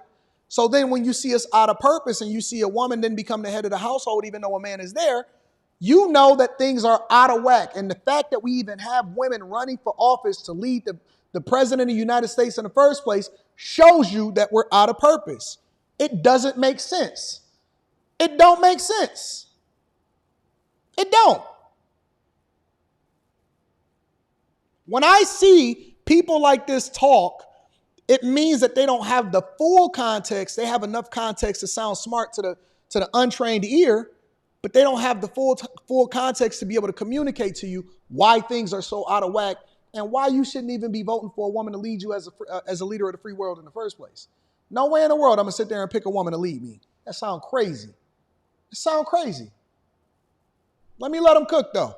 We're going to let them rock for a little bit. Men, let's go to Shirley Chisholm. When she ran for president at the Black Political Convention in Gary, Indiana, the black men did not want to endorse her. Right. Didn't want to endorse her. So we got to so that level of misogyny is not just about black men. It's about men, period. Across the board, whether it's white, black, Hispanic, or whatever. Misogyny, stereotypes, those kind of things. I got you. I got you. Men thinking a woman shouldn't do certain jobs or she can't be a leader. Well, the reality is there have been female leaders all across the world. Mexico, female president. India, Golda Meir was leading this. We can go on and on and on. Okay. But what Charles laid out, it is true that it's a huge piece here. What Democrat, and I'm gonna say Democratic white strategists don't understand, is that the further you get away from the black civil rights movement, black people less self-identify as Democrats. You and I are Gen X. I've been really paying attention to this since I graduated from college in 1991. You and I are in different tax brackets than our parents. You and I, and others are focusing on things that our parents didn't focus on. So what now begins to happen? You now begin to look at stuff differently. If you never owned a business, you didn't care about a corporate tax rate. When you now own the business, you do. Yes, you do. So it's a pocketbook issue. So what Democrats have not done is they have not crafted a strategy on how do you micro-target black people. You got to talk to a college-educated black woman different from a non-educated black woman. You got to talk to a brother who in rural America different than urban America. They've always had sort of this one-size-fits-all. But so what you're now seeing in the data, you're now seeing people go, you ain't talking to me, so I'm going to start looking at other options. No, that's not what they're saying. Is that the very policies and the things that you stand on don't resonate with us because ain't none of it conservative in the first place.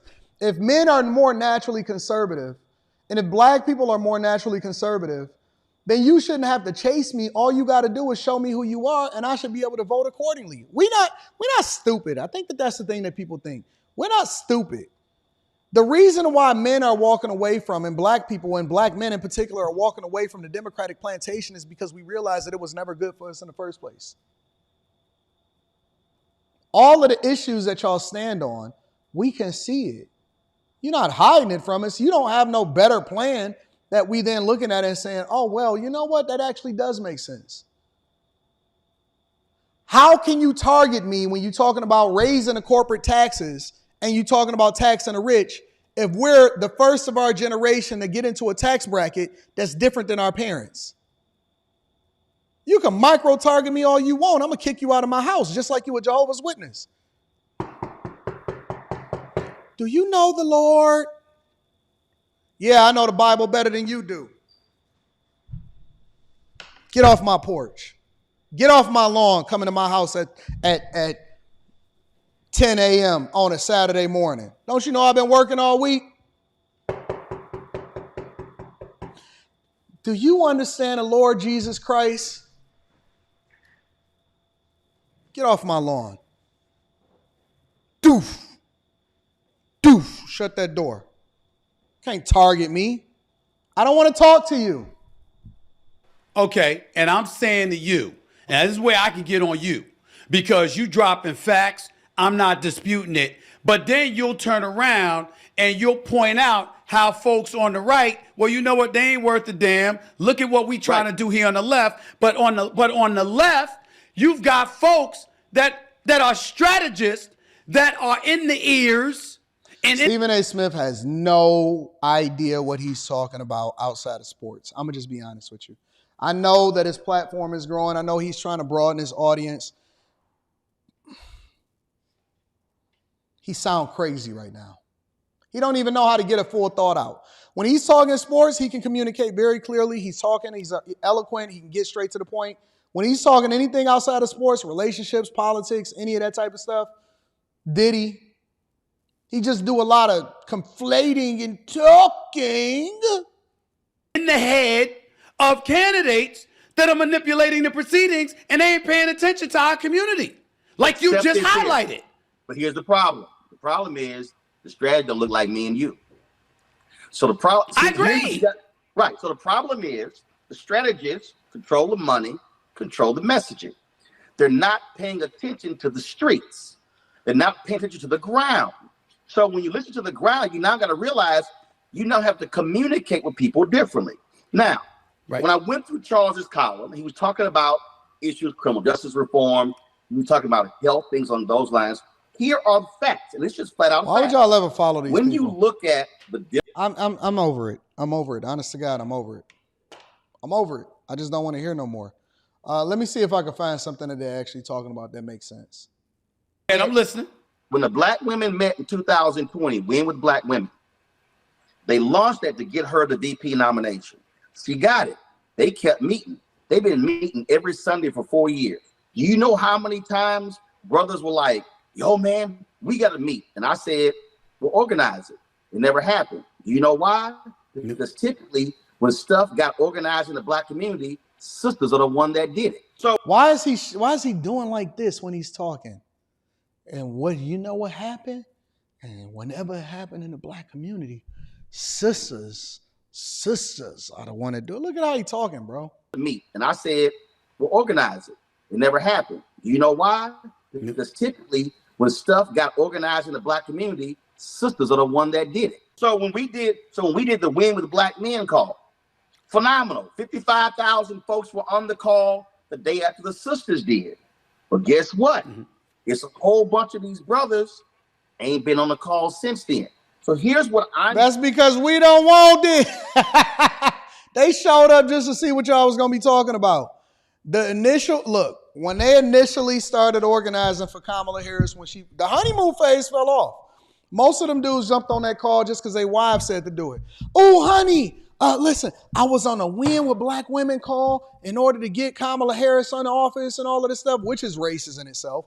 Because if you had a white woman, if Tulsi Gabbard or Sarah Huckabee Sanders got on a call and with a Win with White Women thing, y'all would be calling it a KKK meeting. That's a whole nother conversation. But they got on there because their wives made them do it. So they got on there Win with black men. Win with women, black men, women, simping out call. They ain't coming back. Man, they got to go to work. They got to take care of business. They know that y'all lying to them. They know that y'all got on there and y'all didn't, listen, it's not that they didn't come back because they just was disinterested or anything like that. They realized that y'all was just talking a bunch of BS. And then they woke up and they was like, you know what? This woman is stupid. She don't know what she's talking about. She ignorant. She sound like a buffoon. Then y'all not going to just sit here and throw a bunch of propaganda in front of my face and think that I'm stupid. We smarter than y'all think that we are. Saying to Charles and to every black man out there, I can't wait for the Democratic Party to speak to black men. I need black men mobilizing and organizing, speaking to black men about our issues. So I have been, this goes back more than a decade. I have directly challenged my frat Alpha Phi Alpha. I've challenged all the fraternities in Divine Nine, but also I challenged the Prince Hall Masons. I challenged black men's groups. See, all of these organizations, honestly, if you y'all want to have that conversation, all of these organizations, the Masons, the Divine Nine, the Greek organizations and stuff, y'all want to go there or y'all want me to say that for tomorrow? Maybe I'll do a call-in smoke show. We can sit here and say, hey, you know what? The party ain't doing this here. But this ain't about party. This is about us. It's about us. Yeah, but they never listen, Roland. You know that. Come on, Roland. All right, this is nonsense. This is a bad interview. Anyways, ladies and gentlemen, Stephen A. Smith and Roland Martin.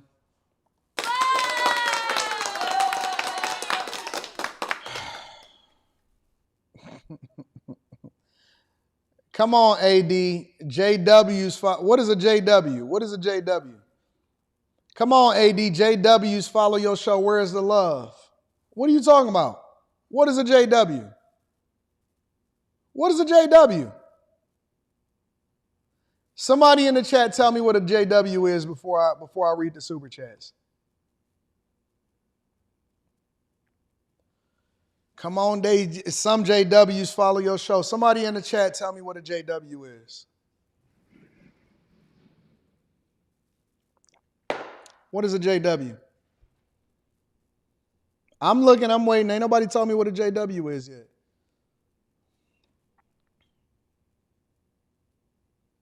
Oh, a Jehovah's Witness. Okay. Some JWs show follow your show.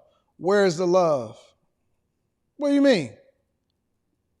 I don't have no problems with Jehovah's Witnesses. I got problems with people that knock at my door at 10 a.m. on a Saturday morning. Get your ass out of here. Wait. You think that I discriminate when it comes to holding y'all accountable?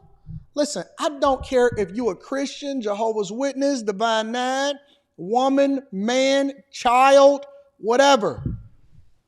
Get the fuck off my porch, man. Don't come to this house. I'm like Chauncey in Menace to Society. Why you come to this mother effer so early?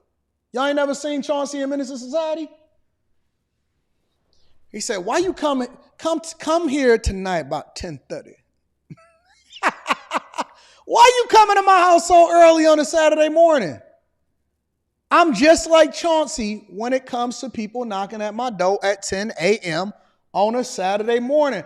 Why you come to this house so early? Now, if you ain't come to this house so early, we ain't gonna have no problems. You know what I'm saying? Come back around 10:30. You know? Let me go ahead and see what's going on. Keep on coming away. Coming here asking me, do I know Jesus? Magic Don DeWine says, just wondering if you went over Byron Donald interview on the Breakfast Club he cooked. Yep, I did that last week, I think. Wasn't that last week? Yeah, it was something like last week. Chadford Morris in the building says, have Force sources confirmed that the U.S. is officially deploying a minimum of 5,000 troops to the Middle East later this month or next month to get involved. I'm going to have to call my people on that. Black Queen Jax says, thanks for all that you do. You are appreciated. Shout out to my queen. She's my queen to be. Martin is a disgrace to men. Jay Sanchez says, Roland is by far one of the most detrimental figures to the black community. Policies based on feeling and identity has done nothing for America and by far affected the black community the worst. It's actually divided us more. Dre Harrison says, the reversal of roles and responsibility as God designed it is perverse. When men don't lead, societies fall. This is why history is important to know. There's also a biblical reason. I agree with you. Tax Smith says, coaching call later today. Shout out to the bag chasers. Shout out to my chasers. Make sure y'all subscribe to the Patreon. Link is in the description. Jay Sanchez says, not endorsing her has nothing to do with her being a gender or heritage. She is ill qualified, lacks upstanding character, and washes greens in a tub. High Tolerance says the voice of the community, Roland Martin, will be the one you'll find bound and gagged at a Motel 6 in his beater boxers with dress size suspenders, getting finessed for some box. Y'all insane. Shout out to my chat. Make sure y'all hit a like for the algorithm. Subscribe to the channel and turn on your notifications. All right, what we got up next? Let's see what we got here. Oh, okay. All right. So I want to talk about Kamala's earrings really quickly. Because at first I was like, well, maybe she just got some similar looking earrings when she first went to that debate with Trump. Maybe she just got some similar looking earrings. You know what I'm saying? Because everybody was talking about these earrings where you can basically hear people and they record and they go back and forth. And I said, no, she not that crazy. She wouldn't do that. Well, she apparently was on a hurricane briefing for Milton, and she got caught up, and people are pointing it out, and I'm not aware of it, but it showed up on my algorithm. Y'all didn't even send me this one, but it showed up in my algorithm, and I'm not necessarily aware of it. But I wanted to review it to find out what was really going on. So this is Sky News Australia to bring us up to date on what happened with Kamala Harris and what people are finally calling her out about this one. Kamala Harris made a bizarre gaffe during an FEMA Hurricane Milton emergency update broadcast, which sent social media into a spin. The Vice President received a briefing from disaster relief authorities on preparations and weather forecasts for the hurricane. During the video briefing, Kamala Harris could be seen covering her mouth, appearing to relay a message to someone else through a microphone and earpiece. The VP mumbled, "It's a live broadcast," behind her hands. Flood. We really got to watch those areas and those communities. So it takes quite a while for that water.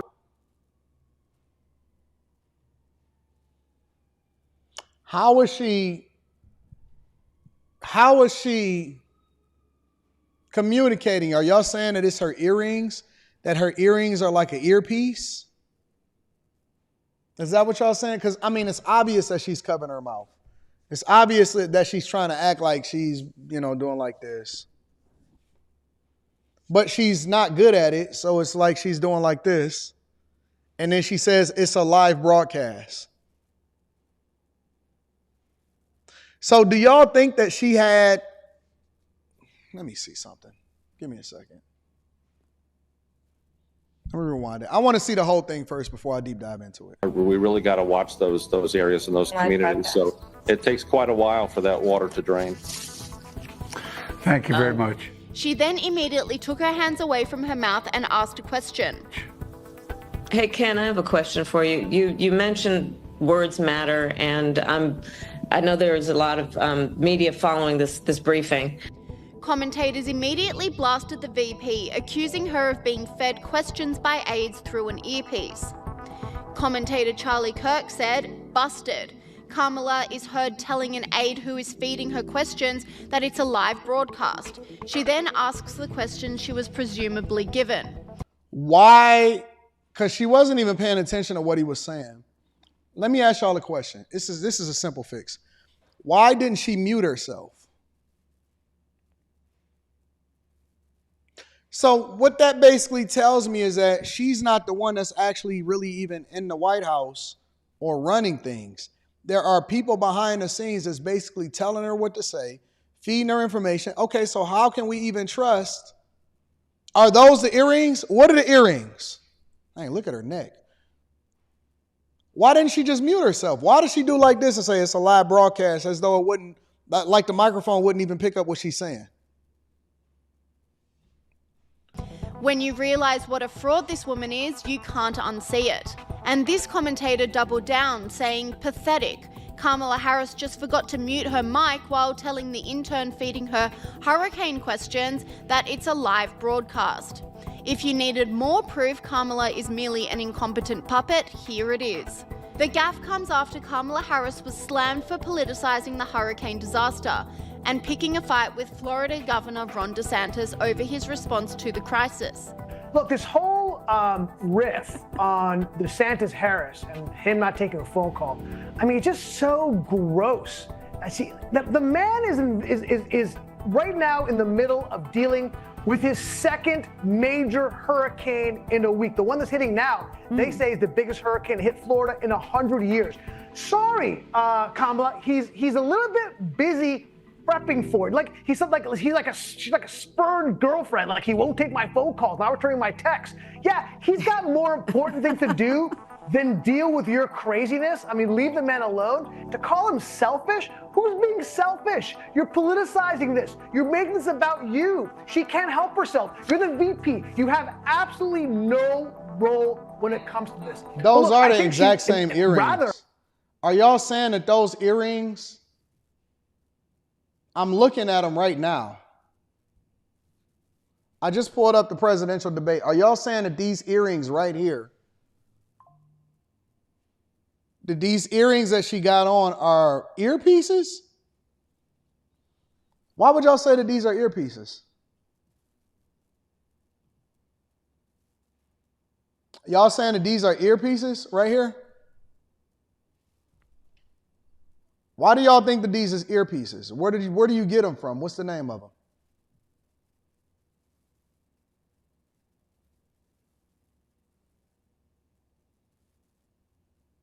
Those are earpieces?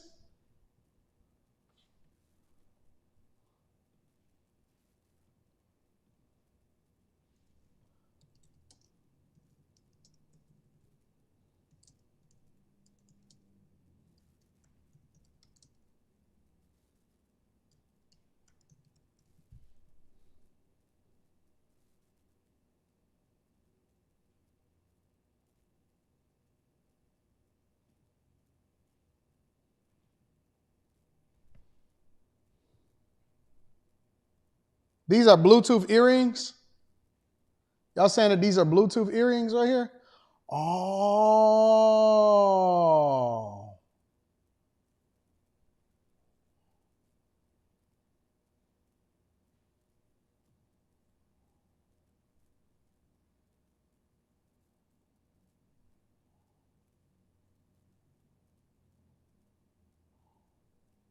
Y'all sure?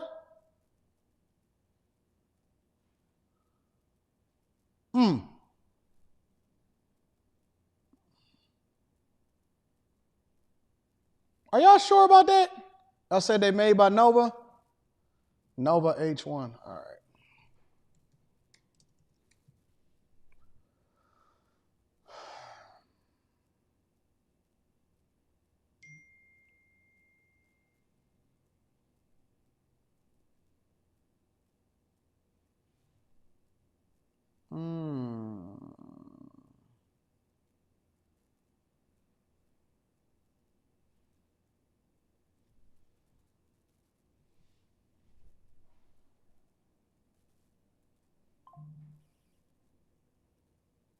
That's pretty crazy.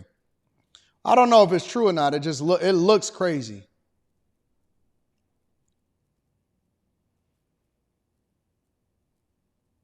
I don't know if it's true or not, but it just looked crazy. Anyways. Than bothering him when he's trying to prepare, maybe she could focus on FEMA, which, by the way, has a tremendous amount of problems. First of all, FEMA could only make available right now for this hurricane 9% of its staff for hurricane relief, when historically 25% of staff is there because they're having massive staffing problems. 33% of all the jobs in FEMA are still unfilled when we're spending trillions and trillions of dollars. And then even more gross, this webinar came out. I don't know if you saw this. This webinar came out where they were actually saying that FEMA was saying that we have to prioritize equity over absolutely helping the most amount of people possible. This is when intersectionality actually becomes deadly, okay? Then a second webinar came out. They said we got to prioritize LGBTQIA plus --, ampersand. That is how, look, it reminds me of that New Yorker cartoon that came out, my favorite cartoon, that said the world is ending, minorities disproportionately affected. That's where we are. We're actually living a New Yorker cartoon. Commentator Megyn Kelly doubled down on this, saying Kamala Harris has chosen to pick a fight with Ron DeSantis for political gain. She decides to pick a fight with Ron DeSantis because she thinks it makes her look good to fight with a prominent Republican, even though the man right now truly is trying to save lives. I don't remember the last time a Cat 5 hurricane was barreling toward the Gulf Coast of Florida. Those things are monsters. They're talking about storm surge like we've never seen that may have cities as large as Tampa, Florida, underwater. The mayor of Tampa, and there are some dozen towns around it, said today, if you stay, you will die. Ron DeSantis is the governor of that state. He has truly a lot to deal with. They're still recovering from Hurricane Helene, which devastated the same area 2 weeks ago. And she decides to get political with him and to pick a fight with him. Why? Because she's probably still ticked off about his abortion law and his ill-named, according to the Dems, don't say gay bill, which was not anything of the kind. So she thinks he's going to be fun to fight with, without any appreciation for the distraction she's now causing for a man who truly has people's lives in his hands. Interesting. So she was caught on a live mic during this, whatever this briefing or whatever this is, with Mayorkas and all of these people and FEMA and all of this stuff. And she was saying we're on a live interview or whatever, and she covered her mouth in order to say so, and then all of a sudden she started coming up with more questions. And so people are saying that she's busted, that this more proves that she's a fake, and she's not who y'all think she is, and she's being fed answers and questions from her aides, and she's basically a puppet that's being controlled. So I'm going to let y'all determine that for yourselves. I don't know how she's doing it. I don't know if she got fake earrings or not, but that's what the internet is saying. I'm just presenting the information. Y'all determine what y'all going to do with it. Let's go ahead and continue on with the show. I'm going to read the super chats, and then we're going to go from there. And I got one more thing that I want to discuss with you guys. Tang Clan Emperor says, have you seen Kamala mishaps on Speaking on Milton? Yep, we just talked about it. Behind in the video, wasn't in live. Love and support. Shout out to you. I appreciate you. Chris Mayberry says, Noble One is the name of the earrings in question. Thank you, Chris. Guys can't really wear earrings unless you're Michael Jordan. Earpiece, it's Obama. They're trying to recreate opium. High Tolerance says, UK tech company didn't confirm nor deny the earring she wore was at the debate. Mr. Martinez says, good morning, AD. Love the morning show. You're like a big bro to me. Oh, I appreciate that. I'm a truck driver. I make about $160,000 a year with 2 jobs. Some Indians told me they let the employer pay their LLCs, paying less in taxes. Your thoughts? They let their employer pay their LLCs. So it seems like they're contractors. They're doing the same thing. You can be a contractor in anything. A lot of people that work in tech, they come in as a contractor. Sometimes they switch over to being hired in, sometimes not. I wouldn't worry so much about that. Really, it depends on how you got things set up. So basically what they're saying is, because that's not the whole story. You can't just say, well, I let an employer pay my LLC and that's the, and I pay less in taxes. That's not what happens. So what happens is their employer is paying their business just write-offs of business expenses that probably exceeds what you would normally pay in taxes as a regular W-2 employee. And so what happens is, because they have expenses tied to that business, it then reduces their adjusted gross income. Your adjusted gross income is the number that you pay taxes on. Doesn't matter if you have a W-2 and then you have a business, if you just have a W-2 by itself, or you just have a business by itself, or you have a combined, right? At the end of the day, it's only two different ways in which you pay taxes. You can pay taxes as an entity, or you can pay taxes as a corporation. The corporation is its own separate entity. Think of an Apple. An Apple pays taxes, and it also pays its employees, right? But then you can pay taxes as an individual. Most people that own an LLC, they just fill out a Schedule C that goes along with their W-2s and their 1040s. It all goes into their 1040. Your adjusted gross income is the final amount that you pay taxes on. So to answer your question, they can pay less in taxes if they have expenses that exceed what you would normally take home and pay taxes on as a regular individual employee. Now, there is benefits, pros, and cons. For example, if you are just a contractor, they cannot pay into a 401k, right, or a Roth 401k, which is hugely beneficial for employees, especially if you contribute in the full $23,000. It basically, if you pay in as a 401k employee, it reduces the amount that you can be taxed on by about $23,000. So if you make $100,000 a year and then you do the full amount, you contribute into your 401k, then that means that they can really only tax you at a tax bracket of about $77,000. You pay the taxes on the back end of the 401k, it grows tax-free, or you can pay the taxes on the front end, right? You can get a Roth 401k and then pay the taxes on the front end, and then it grows tax-free. So there's pros and cons to both, but what they basically telling you is that they are a business, that company pays their company, and then the amount that they actually take and pay themselves, or the amount that they finally have to pay taxes on, is different than your amount because they also have write-offs that's tied to the business. So that's the full context. It doesn't mean that they just completely absolve themselves from taxes. It depends on how they got things structured, and it depends on whether or not they get into the bag, all right? Make sure y'all, hold on, if y'all not tapped into the Patreon, y'all really need to get involved with the Patreon. All we do is talk money. All we do is talk bags. All we do is talk money, and all we do is have a good time, all right? Y'all not a part of the Patreon, y'all really need to tap into the Patreon. You don't need no real big tax advisor to give. I'll give you the game, and I ain't going to charge you a dime for it. I'll give you the game, but you need to tap in with the bag chasers. That way we can separate you from the dusty dusties. You know what I'm saying? Shout out to Mr. Martinez. High Tolerance says, VP Hair Board, Harris has more pertinent things on her agenda.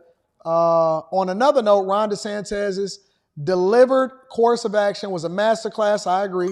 If he stayed in running, he would definitely have gotten my vote. Shout out to Ronnie Ron. Executive Suite Emily says, did you address Comrade Cam drinking a short can of Miller High Life? No, I heard about that. It's so much. She do so much dumb stuff on a daily basis. It's like you never could run out of content from her. She was up there looking like the mayor from Do the Right Thing. Mark the Guardian says, she is the real-life Manchurian candidate. Sportsaholic goes on to say, with all of Kamala's word salad and pointless bimbo chatter, it's funny that her OF, that of all people should say that words matter. That of all people, she's saying that words matter. I agree with you. Shout out to all of my people holding me down. I appreciate y'all. Thank y'all for continuing to rock out with me. Again, make sure that you get your Patreon, your Tiege Hanley, and then your tickets to the show, and we're going to kick it in person. Last things last, Chicago. Brandon Johnson. We just only going to spend 10 minutes on this one. Don't worry. Make sure y'all hit a like, too, before y'all leave. Brandon Johnson is proposing layoffs and tax hikes to fix the deficit, according to a local news station. Let's see what they got to say. Developing tonight, Mayor Brandon Johnson dealing with the city's budget shortfall and speaking out on the school board resignations. WGN's Jenna Barnes is following these developments for us now. Jenna. Ray and Jackie, Mayor Brandon Johnson is reportedly looking at cuts to police academy classes and even potential layoffs as he works to close the $1 billion shortfall the city is facing. He's also defending his appointments for a new school board. The parents of this city elected one of their own, and I'm going to do everything in our power to ensure that we don't go back to a time of chaos. Mayor Brandon Johnson addressing the school board shakeup on WTTW after he announced 6 new appointees Monday in a fiery news conference. If you have a question for the mayor of Chicago, you can ask me a question. The current board chose to resign rather than fire Chicago Public Schools CEO Pedro Martinez and take out a high-interest loan to cover budget costs. I'm not going.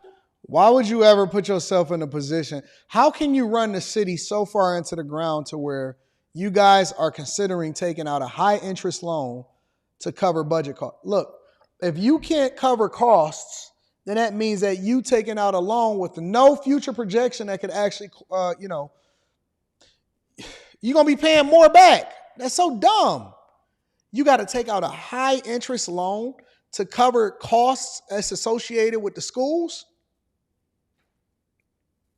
Going to cut and take away, lay off, fire, privatize, so that other people can benefit and the people of the city of Chicago continue to lose. Not under my watch. But Johnson is looking to cuts and potential layoffs to tackle the city's nearly $1 billion budget shortfall. The Chicago Sun-Times reports Johnson has canceled 2 months of police academy classes as part of that effort to close the gap, though a statement from the Office of Budget and Management seems to dispute that reporting. You guys in Chicago, basically what they're doing is they're eliminating or they're trying to close the budget shortfall, which you're not going to close $1 billion budget shortfall.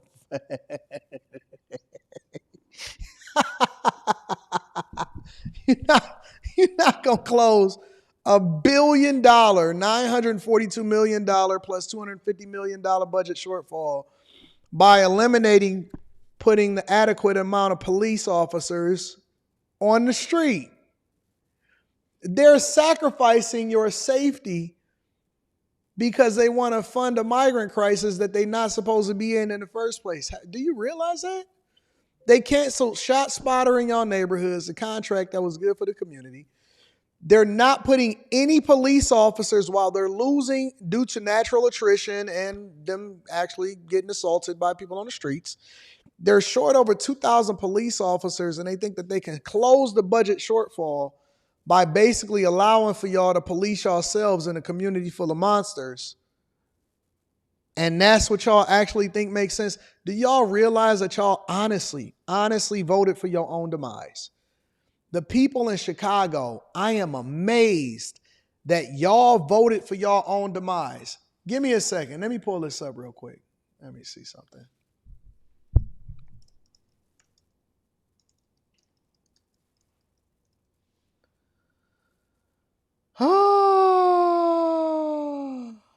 Chicago election results.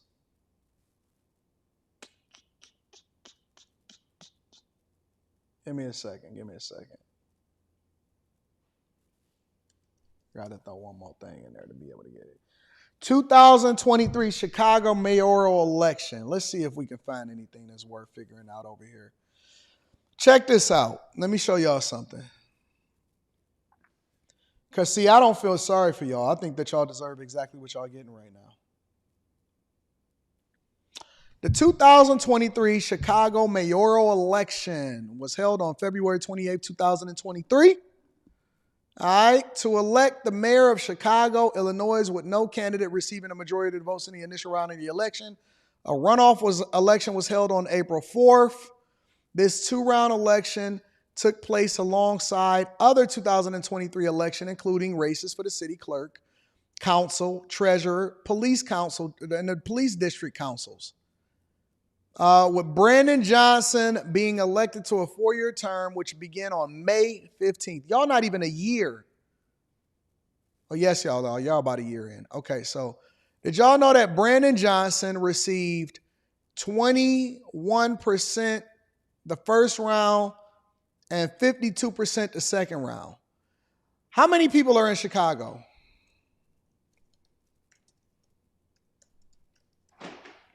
Chicago has 2.6 million people. Only Lori Lightfoot was eliminated. This was the first round. Y'all wasn't messing with any of them. So let's see, in the runoff, 319 plus 3, so about 620,000 people voted in Chicago's election. 620,000 people of 2.6 million people actually voted in the election. That's crazy.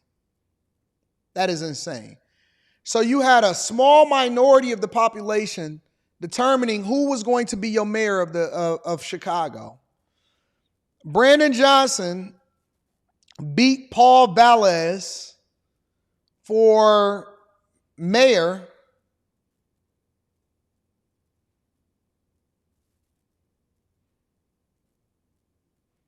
Wow. Wow, wow, wow, wow, wow. Brandon Johnson, born 1976.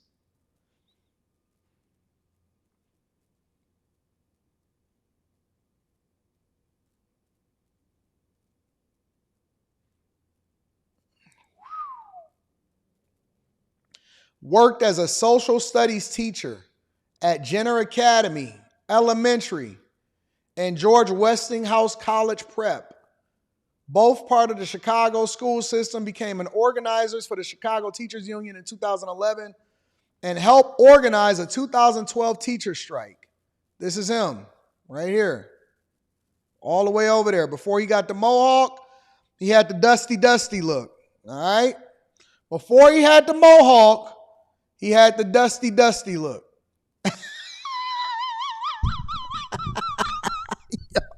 Y'all elected this dude to be your mayor. He organized a strike in 2019. Jesus.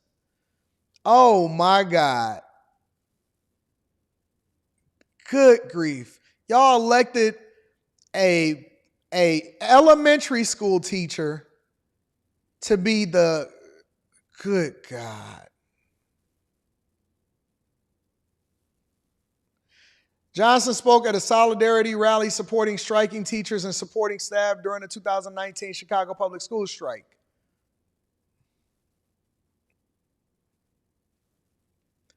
Good God. He endorsed Elizabeth Warren in the 2020 Democratic Party presidential.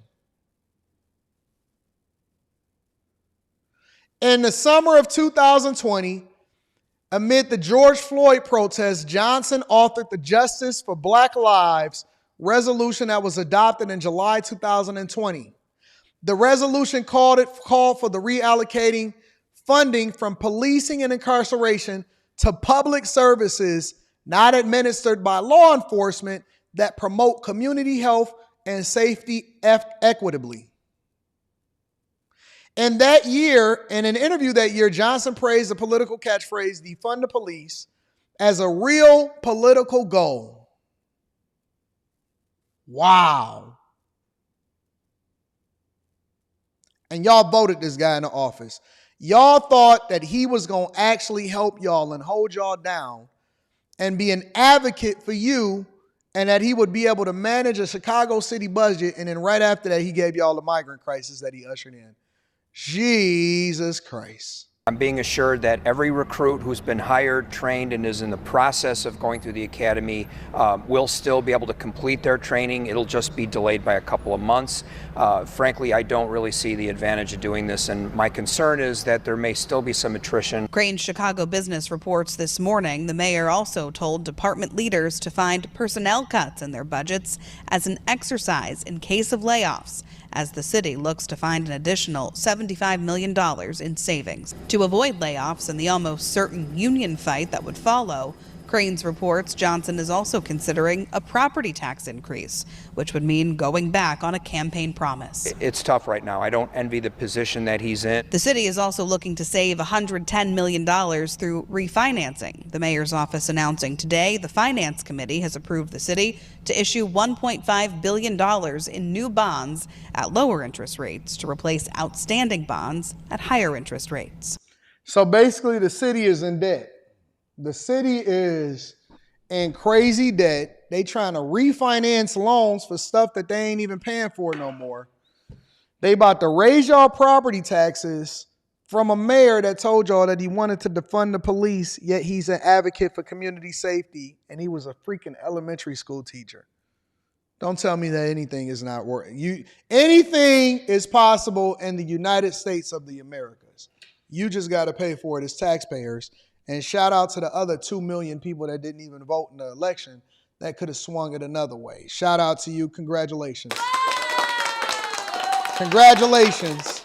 Congratulations. You're right. The chat said it. The chat said it. Identity politics got consequences. And now you're going to pay for it with incompetence. Completely incompetent people that's running y'all stuff. Good God. Let me just check these Cash Apps real quick because I gotta acknowledge my dog. I know my dog sent me something, so I gotta acknowledge him. Shout out to Cartier Oliver. I appreciate you. 82 Cartier in the building. Thank you, my friend, for holding me down on Cash App. And also shout out to Biz Q says, check out Trump on Andrew Schultz Flagrant 2. Funny. All right, I'll check it out. Anyways, I love y'all. I appreciate y'all. Again, y'all are the greatest audience on earth. God bless you. I love you. I will see you tonight on After Hours with me, Mika, Quentin, and Slimmy. And we're going to have a hootin' good time. All right, I'll check you out. I love you. I appreciate you. Get your Tiege Hanley. Tap into the Patreon, and then also make sure you you get your tickets to come and see me in person. Peace.